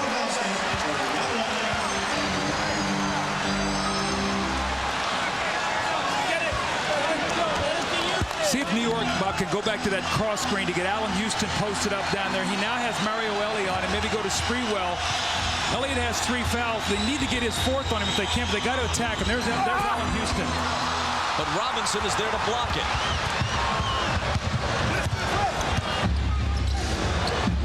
Duncan goes to the bank, and it's open for him. The Spurs are a step quicker defensively tonight. That shot that Allan Houston just got blocked, he finished in Game 3. 20 points for Duncan, matching his Game 3 total. Allan Houston is being fronted in the post. Watch the reaction of David Robinson. He gets down. This is why at one point in time he was the all-league defensive player and most valuable defender. Robinson reacting to the pass, helping his teammate. Allan Houston is thwarted at the basket, and it leads to this at the other end. Tim Duncan, we've seen him inside, and he knows, he loves that little 45-degree angle bank shot. He kisses it off the glass. The Spurs lead by 13. You heard what Robinson said. We take a defeat personally. Apparently so. The NBA on NBC is brought to you by Pepsi One. True Cola taste 1 calorie. Tastes too good to be called diet. By the 1999 Lexus GS, a car and driver 10 best. By Touchstone Pictures Summer of Sam, starts Friday, July 2nd. And by Adidas, Long Live Sport. A real key, Bob, tonight has been the play of Larry Johnson, or lack thereof. He's had a tough night. You can see in Game 1 only 5 points. Game 2 only 5 points. Shot 2 of 12. Game 3 broke loose with 16. Tonight only 2, and he has 3 turnovers. It's been a nightmare for Larry Johnson inside against Duncan and Robinson. Here's Houston. A whistle as the shot swishes, and a chance for a 3-point play. Well, they needed that. Allan had missed his last 4 shots. He's now 5 of 12 from the floor. They're going to force him baseline, and Duncan just can't get there soon enough. He hits him on the arm. A great extension by Allan Houston, the great follow-through and the concentration, and a much-needed 3-point play. Duncan's first foul of the night, but still a 10-point San Antonio lead.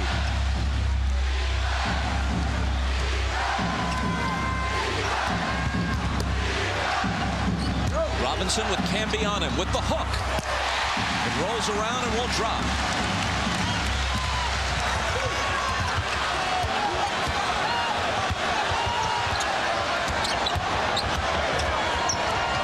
Houston gives it up to Ward. Inside to Camby. Broken up by Duncan. It's like there's 3 of Duncan and Robinson out there instead of 2. Everywhere the Knicks go, they're being smothered at the basket. Avery Johnson puts them back up by a dozen. See, I think New York's looking around a little bit like, where are the fouls? You know, we got these fouls in game 3 tonight. That's not the case.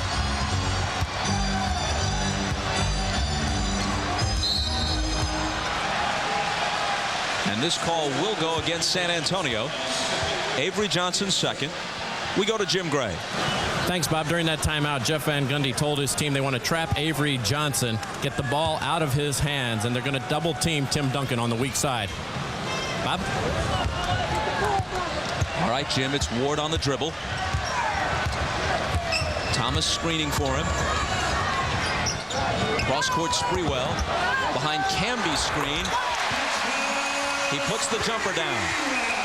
Now, Bob, the reason they're going to do that with Avery Johnson is because that will keep him out of the middle. They're hoping that he can't get in the paint. Teams don't like to trap him. They normally like to go underneath.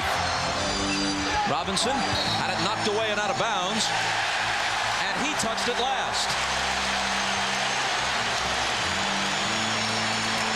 He can't believe it and disputed the call with Ron Garretson.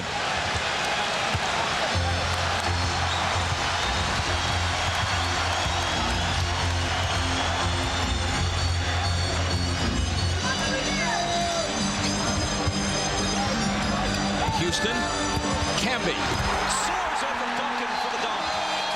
That's the way you take the ball to the basket. No flips, nothing easy. Duncan wanted to take the charge, and Marcus Camby just jumped right over the top of him. More importantly, listen what he has done to this crowd. Spurs asked for a 20-second timeout, just to slow New York's building momentum a bit. Knicks on a 7-2 run. Well, Sprewell and Houston are the guys that have to get it done. They had 58 points in game 3. 20 in the first half tonight. Sprewell with that little pull-up jump shot, and he buries it.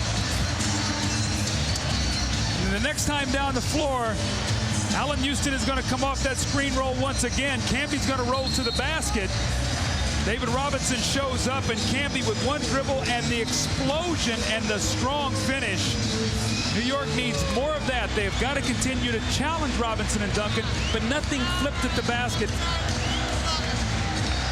Jeff Van Gundy was asked again recently about the deal that brought Camby here from Toronto and sent Charles Oakley, a New York favorite, away. And what Van Gundy says now is, it's not that I didn't want Camby. I just couldn't bear to part with Oak. I think there's a lot to that. You grow fond and in love with players who've given so much to you, but right now, Camby is the superior player, no question. Houston got a hand on it, but it comes to Avery Johnson. Elie, the set shot 3, and it's huge for San Antonio. That is those kiss of death shots that Elie is so famous for. We've seen him when he was with the Rockets. We saw it earlier against the Rockets on NBC when he hit the big 3 to win the game. San Antonio in front by 11 again. Houston dumps it inside. Nice feed to Thomas, but Robinson comes over to block it. And you're right, they are everywhere. And he doesn't have the extension, Bob, to be able to block, to be able to finish like Camby does.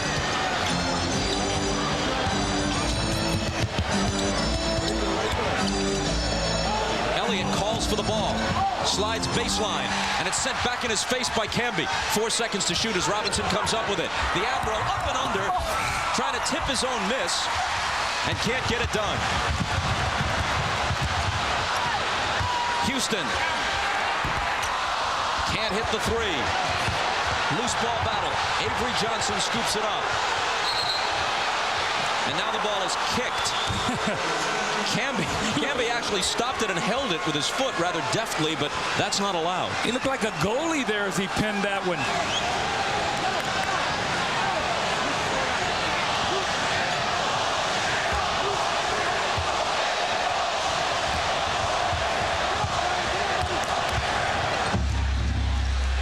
Here's Mario Elie. Knocked away by Sprewell. You won't catch him.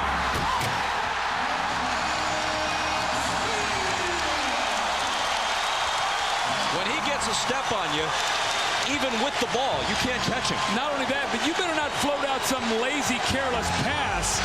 And that's exactly what Elie did. And now a whistle from Mike Mathis.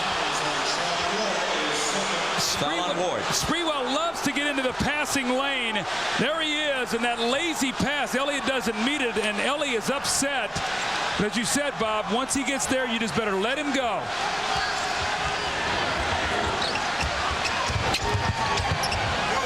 Here's Duncan turning and unleashing a jumper that's no good. And now Sprewell is there on the glass. Gets up ahead of steam, into the lane to Camby. Tries to go to the dunk, maybe unnecessarily. Johnson, Elie, left hand, plus the foul. Now Mario Elie, who had a very poor game in front of 22 of his friends and family for whom he left tickets in the first game of the series that was played here at the Garden, now has scored 12 points. He has 4 assists, and he's 5 of 6 from the floor. Well, he's outrunning the floor on the fast break, but all of that is created by the great defense of Robinson and Duncan inside. Jeff Van Gundy, that possession, upset with Mike Mathis, thought there was a foul against Camby, but they have taken everything out of the paint, and then they go back and score the other way, Bob, and this could be one of those 5-point swings we always talk about. So instead of maybe getting it down to 7, it's now 12. After each big San Antonio hoop, Mario Elie is finding time to jaw at Spike Lee in the first row of the seats. Sprewell catch and shoot. He has 16. Malik Rose is in. David Robinson gets a rest.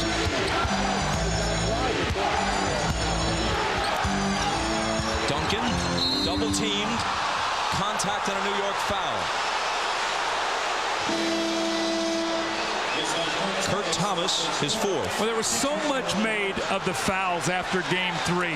Bob, we heard it the last couple days here about the foul differential after San Antonio had taken 66 free throw attempts to 31 for New York in the first 2 games. It was 30-22 in game 3. Tonight, once again, San Antonio is able to get to that free throw line and be able to defend without getting the fouls around the basket. That's been the big difference right now.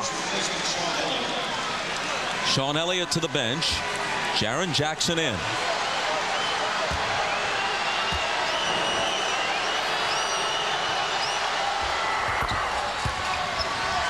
.21 now for Duncan as he makes 1 of 2.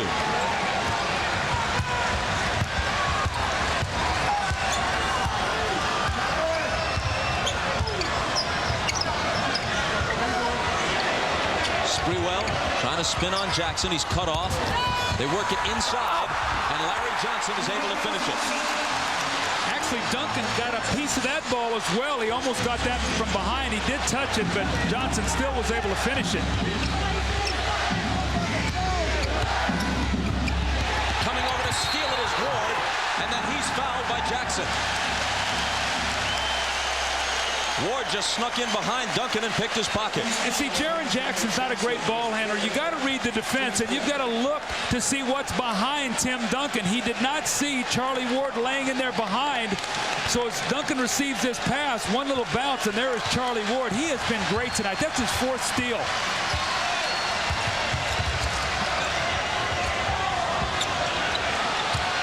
Sprewell in the lane, and a foul. It's Jaren Jackson, and that's his 4th. 2:48 to play in the 3rd. Spurs by 9.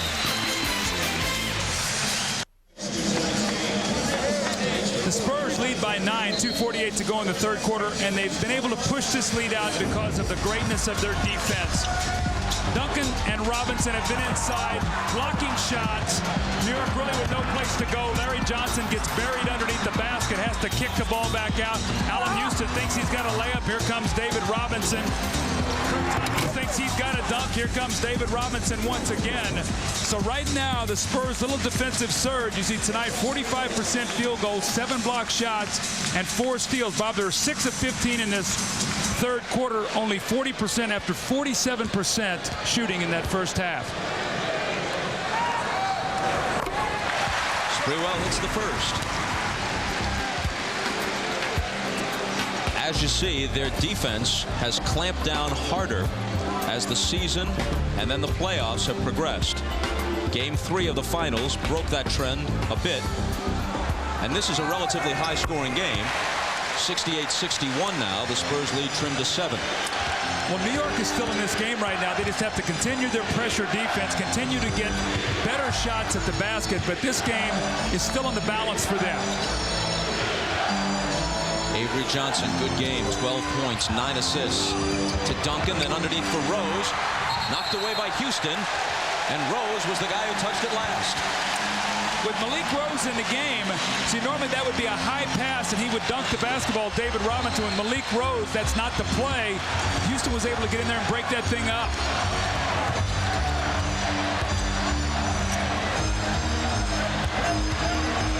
Big possession for the Knicks. Sprewell out to Ward, 7 seconds to shoot. Ward with the floater, the rebound to Rose. Johnson pushes it back the other way to the corner for Jackson. It rattles out. That was Kurt Thomas's first rebound of the game. He'd been averaging 11 through the first 3 of the series. Houston out to Sprewell, off the dribble, leans in, and can't connect.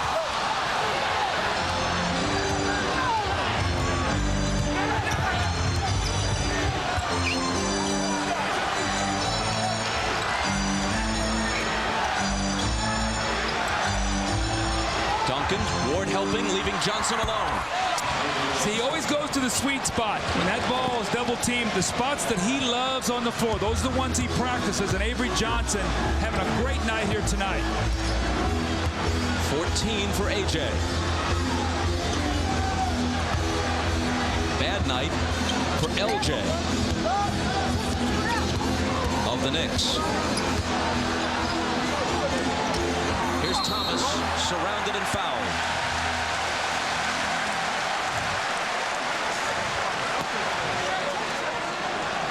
Avery Johnson is right here out on the floor, and when he throws it, he says, I love to shoot the ball right here. So he's going to be able to relocate out of the double team, get his feet together, look at his hands are ready, steps right into his shot.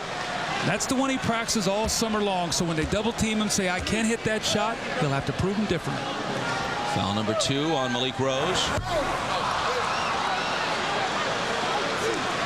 In his senior year at Texas Christian, Kurt Thomas led the nation in both scoring and rebounding. Great potential coming out of college, but he's had a lot of foot and leg problems, which really have stymied him a little bit. He's made a nice little comeback here with New York, but they need him to step up and make those free throws when you're trying to get back in this game. We got a McGuire-Maris score, 70-61. I knew your baseball reference would come out sooner or later, Bob. Jackson almost spoiled it, but his shot wouldn't stay down. It's still 70-61. Avery Johnson will put it in play. 49 seconds and change on the clock.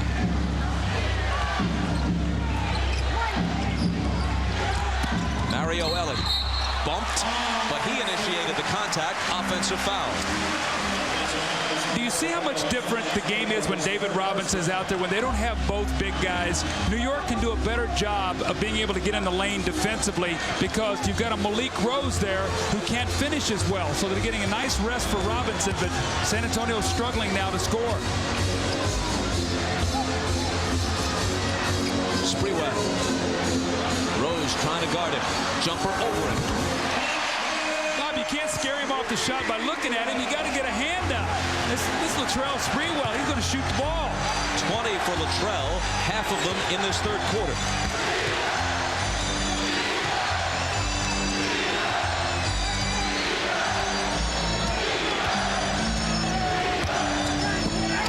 Jaren Jackson fakes his way around Houston.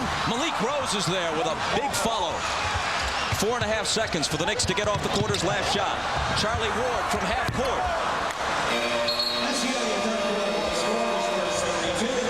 Malik Rose makes it a 9-point difference after 3. And we're back after these words from your local station. You're watching the NBA Finals on NBC.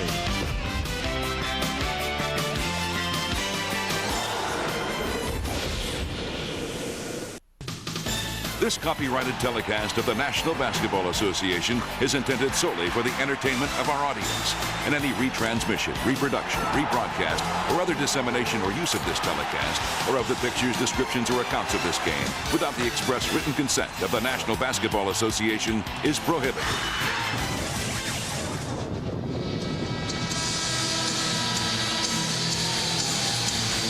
As usual, plenty of familiar faces at the Garden for a big playoff game. Evander Holyfield, who must not be in training. Earlier, I saw him wolf down 2 hot dogs. Ben Stiller. James Conn. JFK Jr. And upstairs, Tiger Woods. 2 Saturday Night Live alums who've gone on to movie stardom. Adam Sandler and Billy Crystal. And Woody Allen. Spike says fourth quarter, we're coming back. But they're in a 9-point hole. Well, Bob, they better. They cannot get down 3-1. They will not win the last 3 games this series. So it's going to take everything New York has in this fourth quarter. The crowd, execution, effort, defense, the whole thing to be able to pull this win out now. Do they make it a best 2 out of 3 by pulling even, or are they pushed to the brink? Thomas gets them 2 points closer.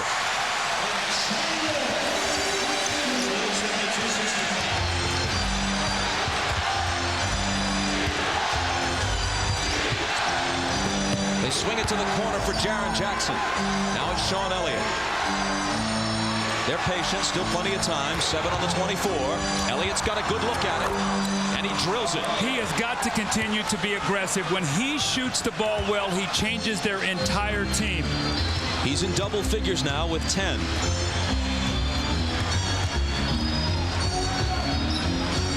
Allan Houston trying to bring the Knicks back. When you can shoot the basketball like that, you can post further on the floor because you can just catch and shoot it. That's what Allan Houston just did. Relatively quiet night for him so far. 15 points.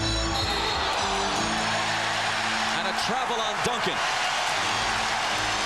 Jeff Van Gundy has totally changed his defense on the screen roll. It's what he told Jim Gray at halftime. They're jumping out hard now on Avery Johnson, and you can see he's not getting in the lane.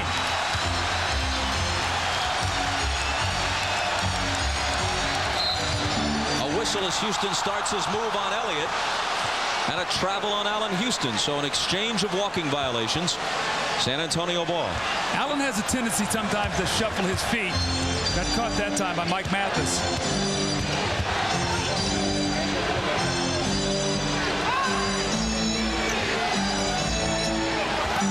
Tim Duncan threw it away. Avery Johnson couldn't corral it. Tim Duncan showed a little bit of this. Remember, Bob, in Game 3, he turned the ball over the first 2 times he touched it. Now, he's played all but 1 minute in this game tonight. David Robinson checks back into the game after a great rest, so he should be fresh. But Duncan with 2 really careless turnovers. They set it up the same way. Houston along the left sideline, now to Sprewell, explodes into the lane, but Duncan is there to get a piece of it. That's an 8th block shot. They've been averaging 7 in the series, only 3 then in Game 3, but tonight, once again, the shot blocking a major factor. Robinson is pushed and fouled.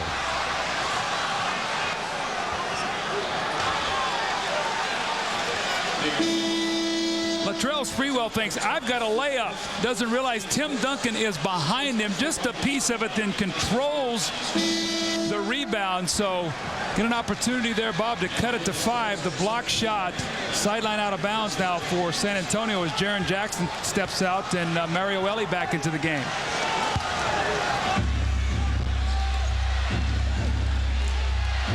After Thomas's 5th foul, he sits down. Camby in for it.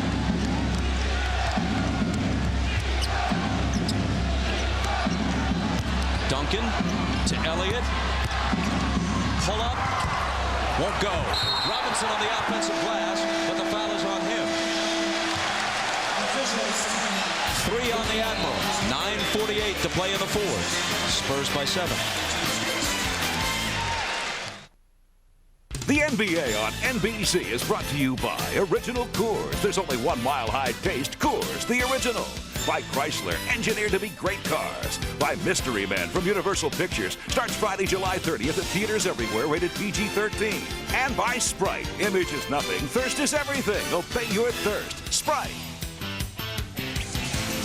San Antonio leads by 7, 9:48 to go in the fourth quarter, and it's been the supporting cast for David Robinson and Tim Duncan tonight. Robinson and Duncan with 29, but Mario Elie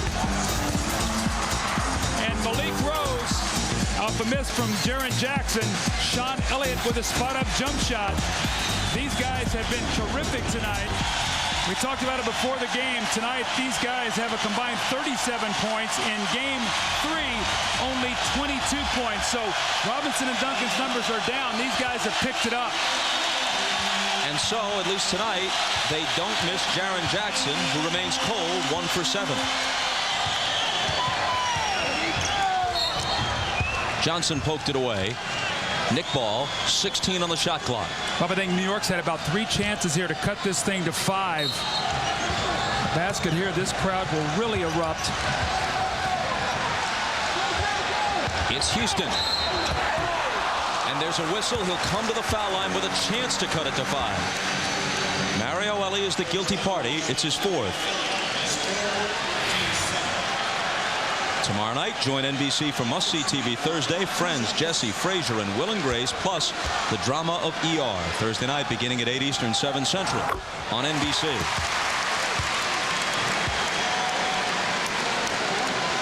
As we pointed out at the beginning of the broadcast tonight, you think about this wild ride for the Knicks into the finals. It could have ended in Game 5 of the first round. If Houston's shot with less than a second to go doesn't bounce around and fall in, their season's over. Van Gundy's almost certainly fired. The Camby trade is a bust. Sprewell is still regarded as the guy who choked his coach, first and foremost. And the Knicks are a distant memory as the playoffs proceed. Here's the jumper by Elliott that won't drop. Robinson for the tip. Another try. When the Knicks needed to be on the defensive glass there with a chance to get the ball and move to within 3, San Antonio got several cracks at it instead. Well, they've been beaten on the boards tonight, 34-24, and critical offensive rebounds. So Sprewell lays that ball in the basket. But Bob, just to follow up on your point about New York, it just always points out to you how fragile success is. This time it was one bounce of the ball in a basket. 22 now for Spree. Johnson gets into the lane, switches to the right hand. Duncan is there to follow, and he was fouled.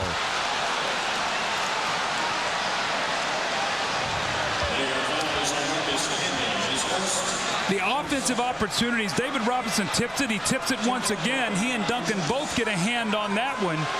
So the tip in, the offensive rebound, Sprewell scores, and then Avery Johnson drives into the middle, misses a shot, and Duncan with another offensive rebound. So, again, every time Avery Johnson gets in that paint, it causes problems.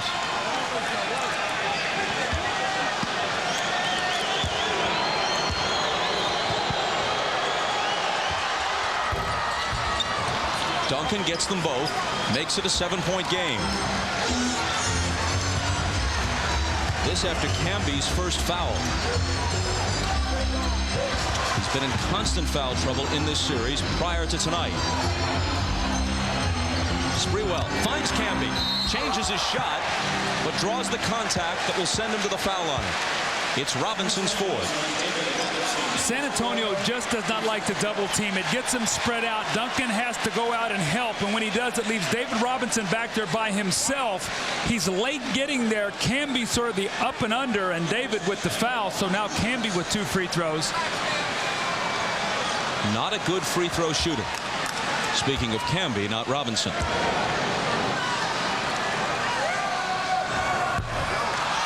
Big miss. Well, they need them all right now. You can ill afford as you're trying to catch up. They're playing from behind tonight, Bob. They played ahead the entire Game 3. Tonight, they're playing from behind. Van Gundy usually goes to Childs in the 4th quarter. Ward is still in there. Is this Charlie's big game tonight, or the lingering effects of Childs' injury? Maybe a combination of the two? Yeah, I think it's a combination of the two, and I would not be surprised if they need a little offense here to go to that backcourt that we talked about. Sprewell, Houston in the backcourt maybe cause some problems rather than to come back with Childs. 6-point game. Mario Elie Gives it to Duncan. He gets Camby off his feet. Misses, but a foul. It's Larry Johnson, his fourth.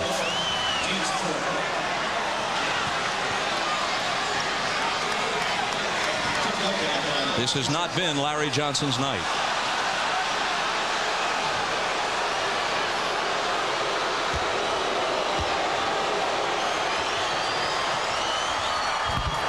Meanwhile, here's another turnaround stat. Offensive rebounds, which have been almost non-existent for the Spurs prior to tonight in this series. They've got a dozen, and Robinson has 9 of them. Well, remember after game 2, we talked about that they had 9 total offensive rebounds in the first 2 games, and Duncan had 8 of them.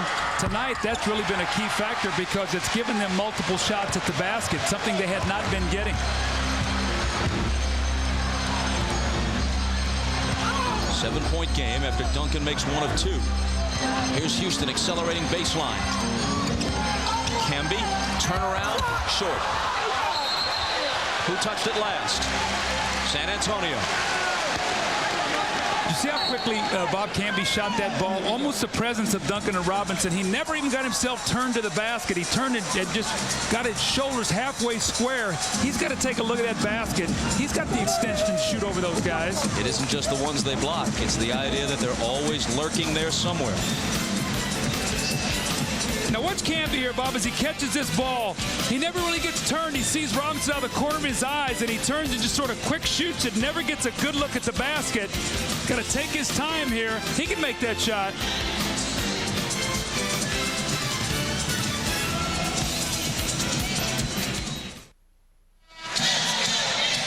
Wanted to drop the Spurs in game 4, so they called on their heavyweight Allan Houston. The star of game 3 came out punching. It was a 1-2 combination with the aggressive style of Latrell Sprewell, giving the Spurs a good fight. But Tim Duncan knows how to throw his share of counter punches. Early in the third, the Spurs landed a flurry and went up 13. The Knicks have been on the ropes, but they haven't gone down yet. Is it knockout time? Even Evander doesn't know for sure. And I believe we've carried that metaphor about as far as humanly possible. After the timeout, 7:43 remains.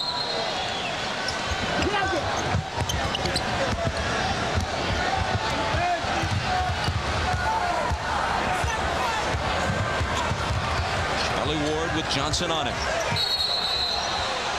And an illegal defense is called. Another technical will be shot by the Knicks.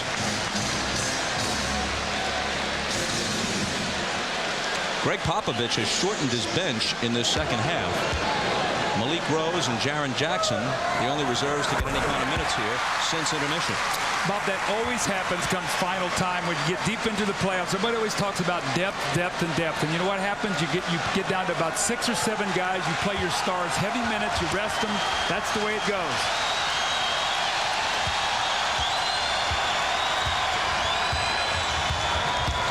Get to within 4 if they score here.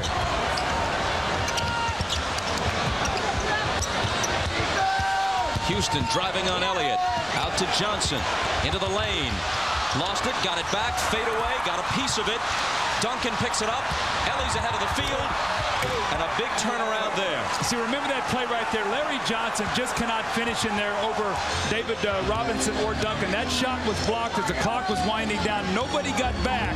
So once again, New York trying to get that thing under 6 or 7. They just can't do it. Instead of 4, it's 8. Ward for 3. And the tech for Sprewell. Wow, he soared on that. This guy's got more energy. I don't know of another player other than maybe Michael Jordan I've seen with that kind of energy. Now, Michael didn't play with that kind of recklessness. He was much more controlled. But this guy has got unbelievable endurance. Robinson, the hook. Duncan, the tip. Doesn't get the roll. Johnson claims it. Again, a chance to close within 4. Sprewell is collared. And maybe they can do it at the foul line. Bob, I'm tired watching this guy. Watch this tip in. This ball goes goes up. Where does he come from? Soaring from the baseline, great elevation, and then after the miss, he just goes sprinting down the side. Sean Elliott cannot keep up with him. The pump fake. Now he'll have 2 free throws. More importantly, that's the 4th team foul. They'll be shooting free throws the rest of this quarter.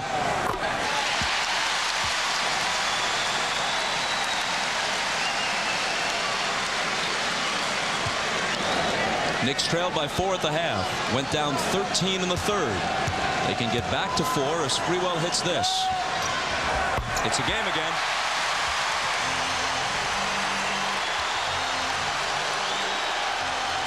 The man has always been Duncan. Do they go inside to Duncan? Do they force a double team? And do one of the perimeter players be able to step up and hit some shots here for San Antonio?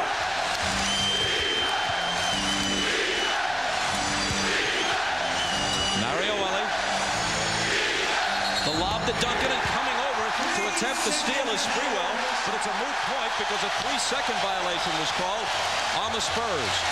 The Spurs have to be very careful not to get too stagnant. Remember, they got off to a great start, screen roll, getting everybody involved. 3-second violation, Knicks can cut it to 2, 1 with a 3-pointer.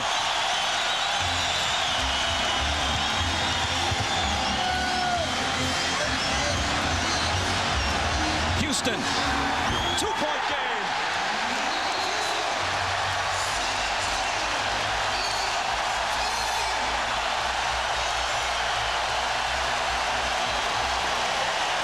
Points for number 20.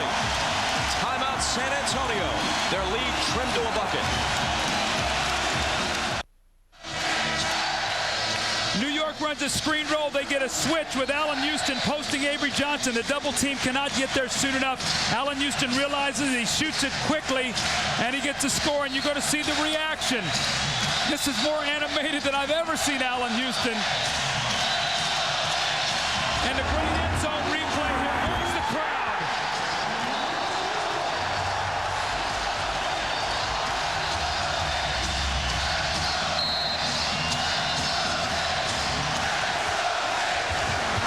Here comes Sean Elliott steaming into the front court. His pass is broken up, and the Knicks take it away. The speed of Latrell Sprewell, he was beaten on the play, ran in from behind. A magnificent play by Sprewell. New York looks to tie. And the whistle from Hugh Evans. Sean Elliott's got him beat. He's got him beat by 2 strides. This guy could be a quarter miler with his speed. Sean Elliott was not aware of it, and the play from behind. And Bob, again, the importance of getting to that free throw line in the 4th quarter. They're in the penalty. Now Charlie Ward is shooting it to try to tie this game.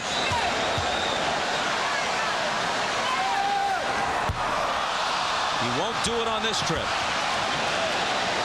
Remember how we talked in Game 3 how important it was for New York not to let San Antonio get the lead? I think San Antonio is probably saying the same thing right now. We cannot allow the Knicks to get the lead. San Antonio by 1.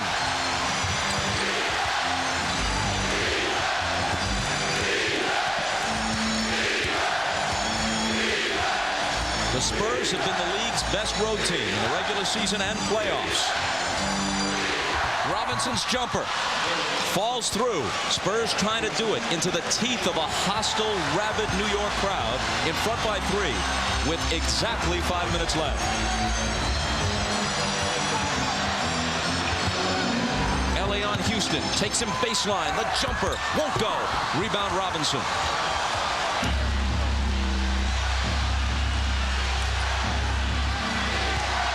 Duncan to the hook. What poise coming out of that timeout. They get a defensive stop. They get 2 scores.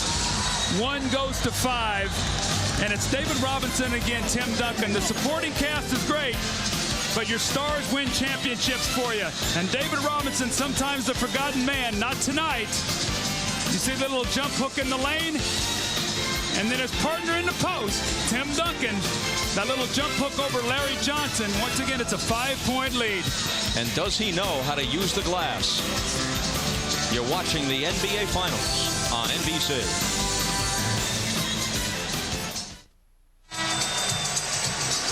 Following your late local news, The Tonight Show with Jay Leno, our Ahmad Rashad among the guests, and following Jay, it's Late Night with Conan O'Brien. Now, for those of you who want more basketball coverage immediately following the conclusion of our telecast here on NBC, switch over to cable's CNBC for a full post-game report, including the observations of Snapper Jones and Bill Walton.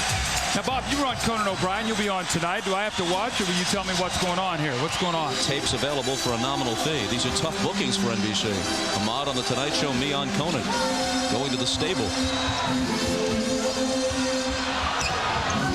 Here's Charlie Ward on the run. His pass intercepted by Mario Elie. He goes 1-on-3. Johnson with contact, and Elie will come to the foul line.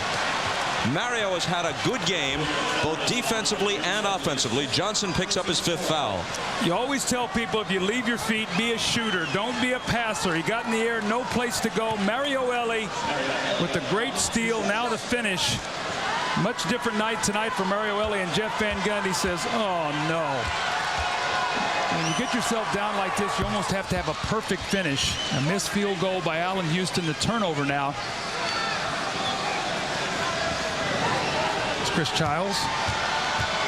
Mario Elie, the Power Memorial High School product. New York City lad makes 1 of 2.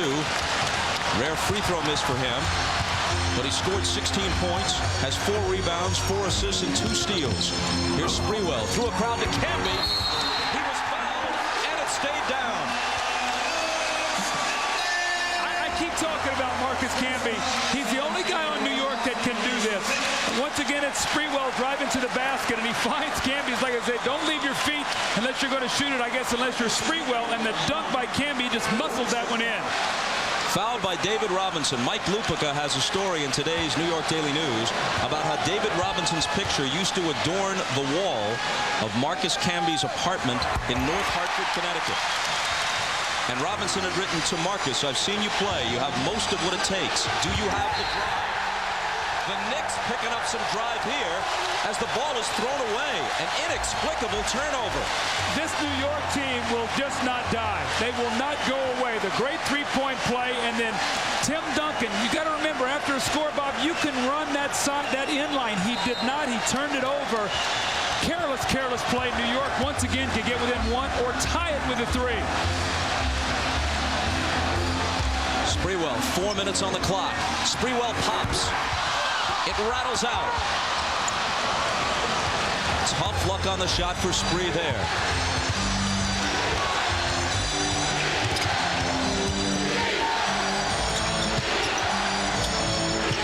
Sean Elliott, huge shot. Can't hit it. Duncan, loose ball foul. 3 on him. And Larry Johnson will be able to go down to the line and shoot 2. Tim Duncan is blocked out beautifully. And you see the little shove in the back. See, what you have to do there, Bob, you have to use your legs, and you have to be able to try to nudge him with your legs. The minute you get your hands up, they're going to call a foul.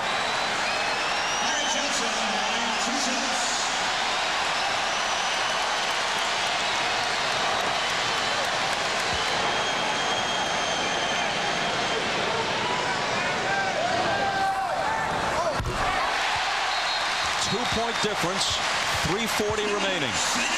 Timeout Spurs, 1 more coming from Johnson when we come back. After these messages and a word from your local station.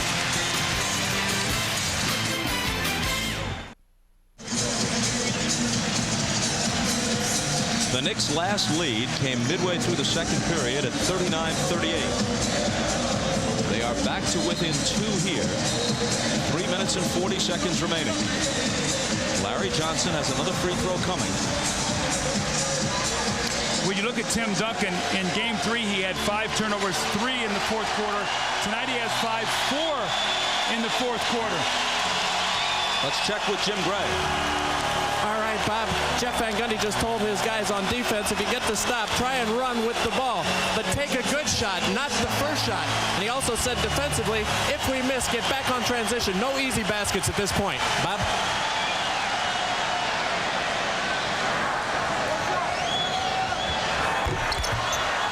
It stays at 2.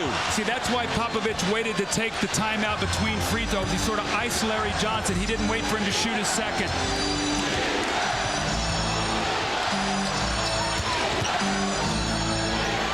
Duncan to Robinson.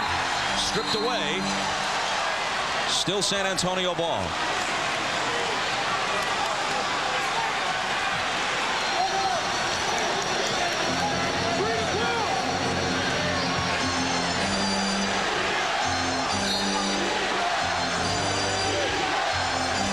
Johnson finally gets it into Duncan. Elie for 3. Not this time. The rebound to Johnson. Again, they can tie or take the lead with a 3. Allan Houston. Robinson will take it.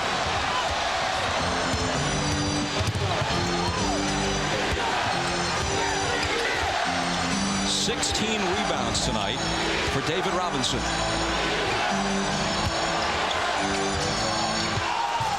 Sean Elliott on the move, poked away, and a foul. It's Camby's second. More importantly, it's the team's 5th, so Sean Elliott will shoot 2 free throws. Now, Bob, remember, he had just missed a 3 on the swinging of the double team about 2 possessions before. This time, he said, I'm going to drive the ball to the basket. Smart play there by Sean Elliott to drive in there and get that foul. Sean Elliott didn't go to the free throw line in games 1 and 3 and made just 1 of 5 from the stripe in game 2. Obviously a much better shooter than that, and hits this one. You see season scoring first round, second round on through the conference finals was terrific. In the 99 finals, only 8 points. Tonight, been much more of a factor. Got off to a great start. 88-84.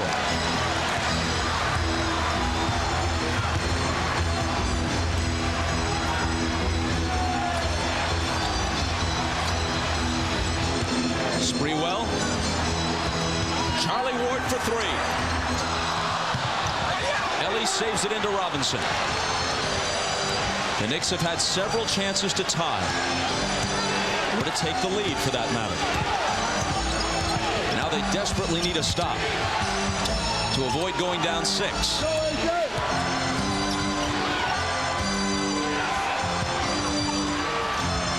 Robinson. The basket will not count. But with the Knicks over the limit, Robinson comes to the line for 2. Last night, Doug, I saw something that actually gave me goosebumps. I happened to be in a Manhattan restaurant, and David Robinson and his father Ambrose were in the restaurant. And he was chatting with the New York fans. Obviously, everyone there following the finals, they're all New York fans.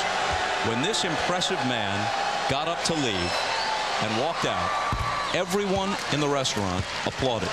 All of them New York fans, but a measure of the respect they have for this man, not just as an athlete, but as a person. That is amazing. I think it also shows the class of this city and the class of David Robinson. As we have a timeout, Spurs lead by 5. He'll be shooting his second free throw when we come back.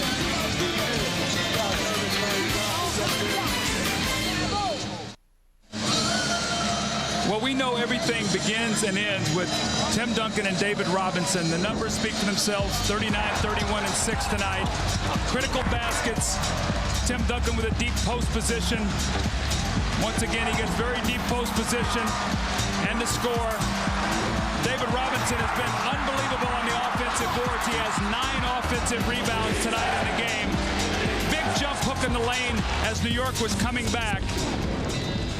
The block shots, the scoring, they've just entirely changed this entire game. And can they hold on? Again, you see, Bob, 39 points, 31 rebounds, and 6 blocks. And how many other alterations around the basket where they changed shots and had the Knicks looking for them as they tried to score.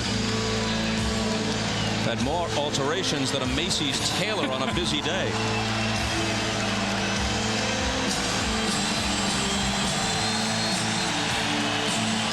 You notice with San Antonio, I've not noticed this through the entire playoffs. They'll meet with Greg Popovich, and before they come out on the floor, they'll all gather together and make sure they all know what they want to do, what their assignments are, what they have to do. 209. If they can get this last 209 and go up 3-1, I do not think the Knicks can fight back from that. That would be a monumental hill to climb.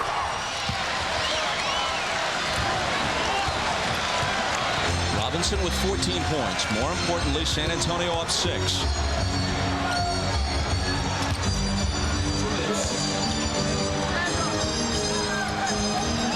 Houston faking around Elie.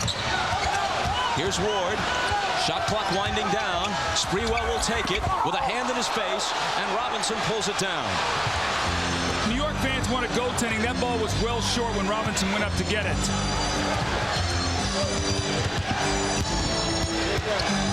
Clock winding down toward a minute and a half. Elie gets it back.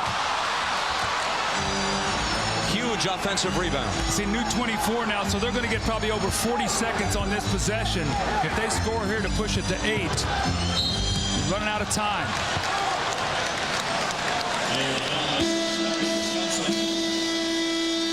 This was the shot that the New York fans wanted goaltending on. You're going to see, wow, that was pretty close. It was pretty close. You see them all pointing up. David Robinson took that one out of the sky before it had a chance to hit the basket, but it did look like it was going to be short, as we see a dejected Larry Johnson.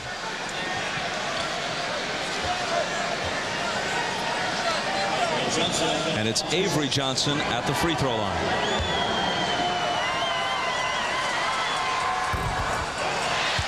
Help me out here, Coach Costas, on this shot here. What do you think? Is it short? Is it goaltending? Ooh, it's close. That is close. Man, that is a big non-call. That would have cut it to 4. But Johnson can't increase it to 8. It stays at 6 as he misses them both. Sprewell tries to cut it in half, but can't. Duncan grabs the rebound. Was that the right shot to take? I don't like that shot for Sprewell. I think he can get the ball to the basket. You know, he's not a good three-point shooter. I don't know if it was a 3 or whether his toes were on the line, but I think that's one of those shots that you give Sprewell.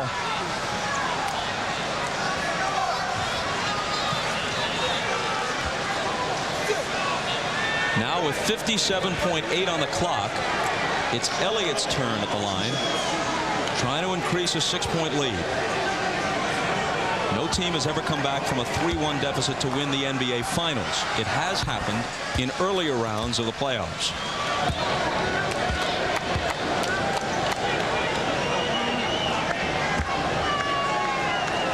Well, if New York loses this game tonight, Bob, it wasn't from lack of effort. I mean, they have played an inspired, tough basketball game. We'll point back to that start of that third quarter when San Antonio pushed the lead from 4 at halftime to 13. New York has not been able to overcome that little surge to start that quarter.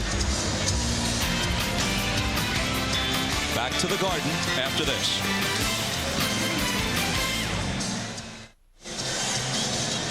With the game up for grabs, the Knicks have missed their last 5 shots. Meanwhile, Sean Elliott has been a key for San Antonio after 7 quiet points in the Game 3 loss. He's doubled that tonight to 14. 6 of them have come in the fourth quarter. He's also thrown in 4 assists. Well, he's a big part of their team, and what he does is he forces Sprewell to have to try to guard on the other end, maybe use a little energy up.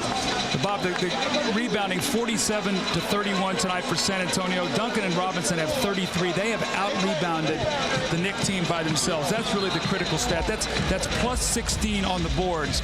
And remember, one of the things that New York did in Game 3, they got 13 more shots at the basket because of those hustle plays. Kurt Thomas, who had been averaging 11 rebounds a game through the first 3, played 18 minutes tonight and had 1. There's that little huddle once again of San Antonio talking to each other, saying, guys, this game is not over. We got about another minute to play. Do what we have to do, stay involved, no fouls, no turnovers, take care of the basketball. It's what good teams do, Bob. They talk amongst themselves right here.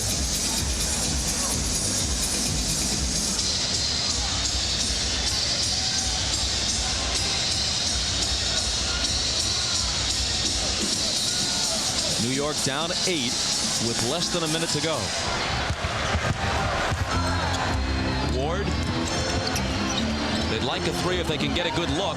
Thomas has it shoved right back in his face by David Robinson. see the agility of their big men. They're going to switch anything that happens right now. Normally you can't do that with big guys. It gets a mismatch. Not with these two guys. Allan Houston lets it go. The rebound to Duncan, fouled over the back.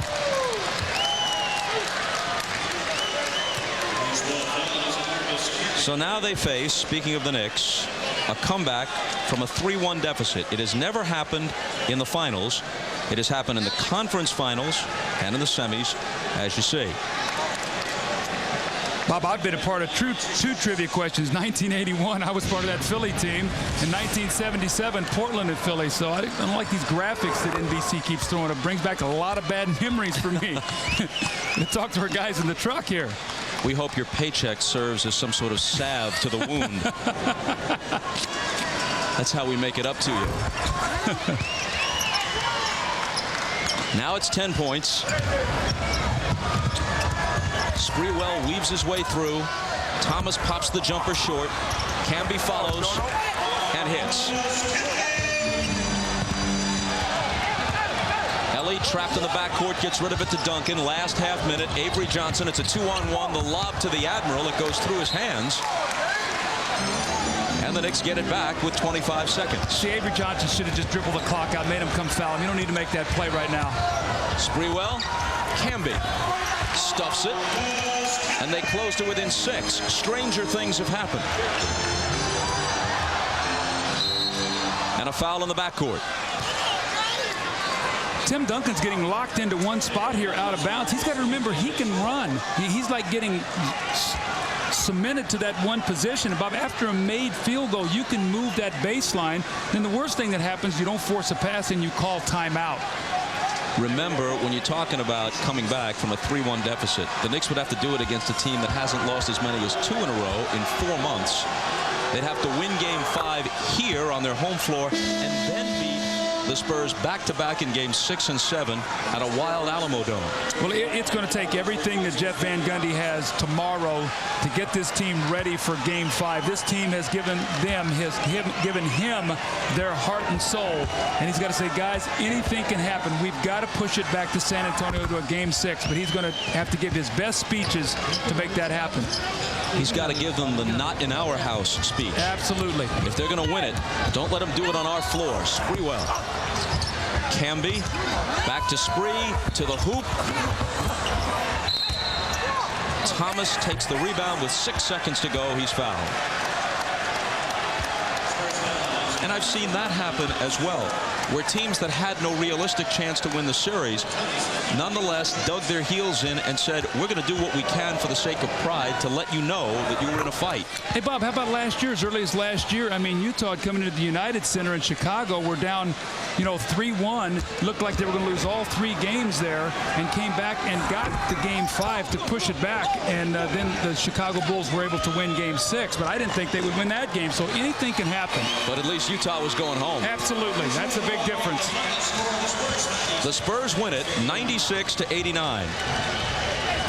Midway through the 4th quarter, it was 81-79 San Antonio. Ward had a chance to tie. If he hit 2 free throws, he made 1. It was 81-80, and that's as close as they got. They could never get all the way over the hump. Well, how reminiscent is that of Game 3 when San Antonio tied and Allan Houston's 3, and they never led in the game. So San Antonio fought them off. 8 of 23 field goals in the 4th quarter for New York. Here's Ahmad. All right, thanks, Bob. David, we talked a couple of weeks ago, and you told me about winning. You need everybody on this team. Tonight, a pretty good team effort. It really was. We made a lot of mistakes. I mean, it was not characteristic of us, but we hung in there, and everybody contributed. Guys came down. They were aggressive. JJ was more aggressive tonight, looking for his shots. Sean did a great job really coming in for us tonight. Something you guys haven't been especially strong at, offensive rebounds. You were very strong this evening. Yeah, we really made a point of it because last game, I thought it really hurt us. That's when they got the key shots down the stretch. Allan Houston hit the 3, and Camby got 1. So we came in with a focus on that tonight. And you also told me that after losing the last game, this one here sort of refocused everything. I tell you, after a loss this year, every loss, we've gotten ourselves together. Guys searching themselves. You're looking at each other in the locker room and hate each other. It makes you come back and be ready for the next game. I thought we had a great focus in the 1st quarter tonight. All right, David, congratulations. We'll see you on Friday. Thanks, Ahmad. All right. Back to you, Bob. Ahmad, thank you. That is one impressive man, the admirable Admiral. Bob, I go back to when he was at the Naval Academy. I had the great opportunity to broadcast his games. And I'll never forget when they lost in the NCAA tournament to Duke in the Eastern Regional Finals, going in to say bye and say thanks. He was dressed in his whites, the Naval Academy whites, and I'll never forget just the way he looked in that uniform. He's quite a man. We know we have Game 5, 9 o'clock Eastern Time from here at Madison Square Garden on Friday if the Knicks win. Game 6 Sunday. If there's a Game 7, it's Tuesday in San Antonio. Coming up next, after your late local news, it's The Tonight Show with Jay Leno. That's followed by Late Night with Conan O'Brien. For those of you who'd like to continue with NBA coverage, a post-game report is immediately available on CNBC. For Doug Collins, Ahmad Rashad, and Jim Gray, I'm Bob Costas. This has been the NBA Finals on NBC.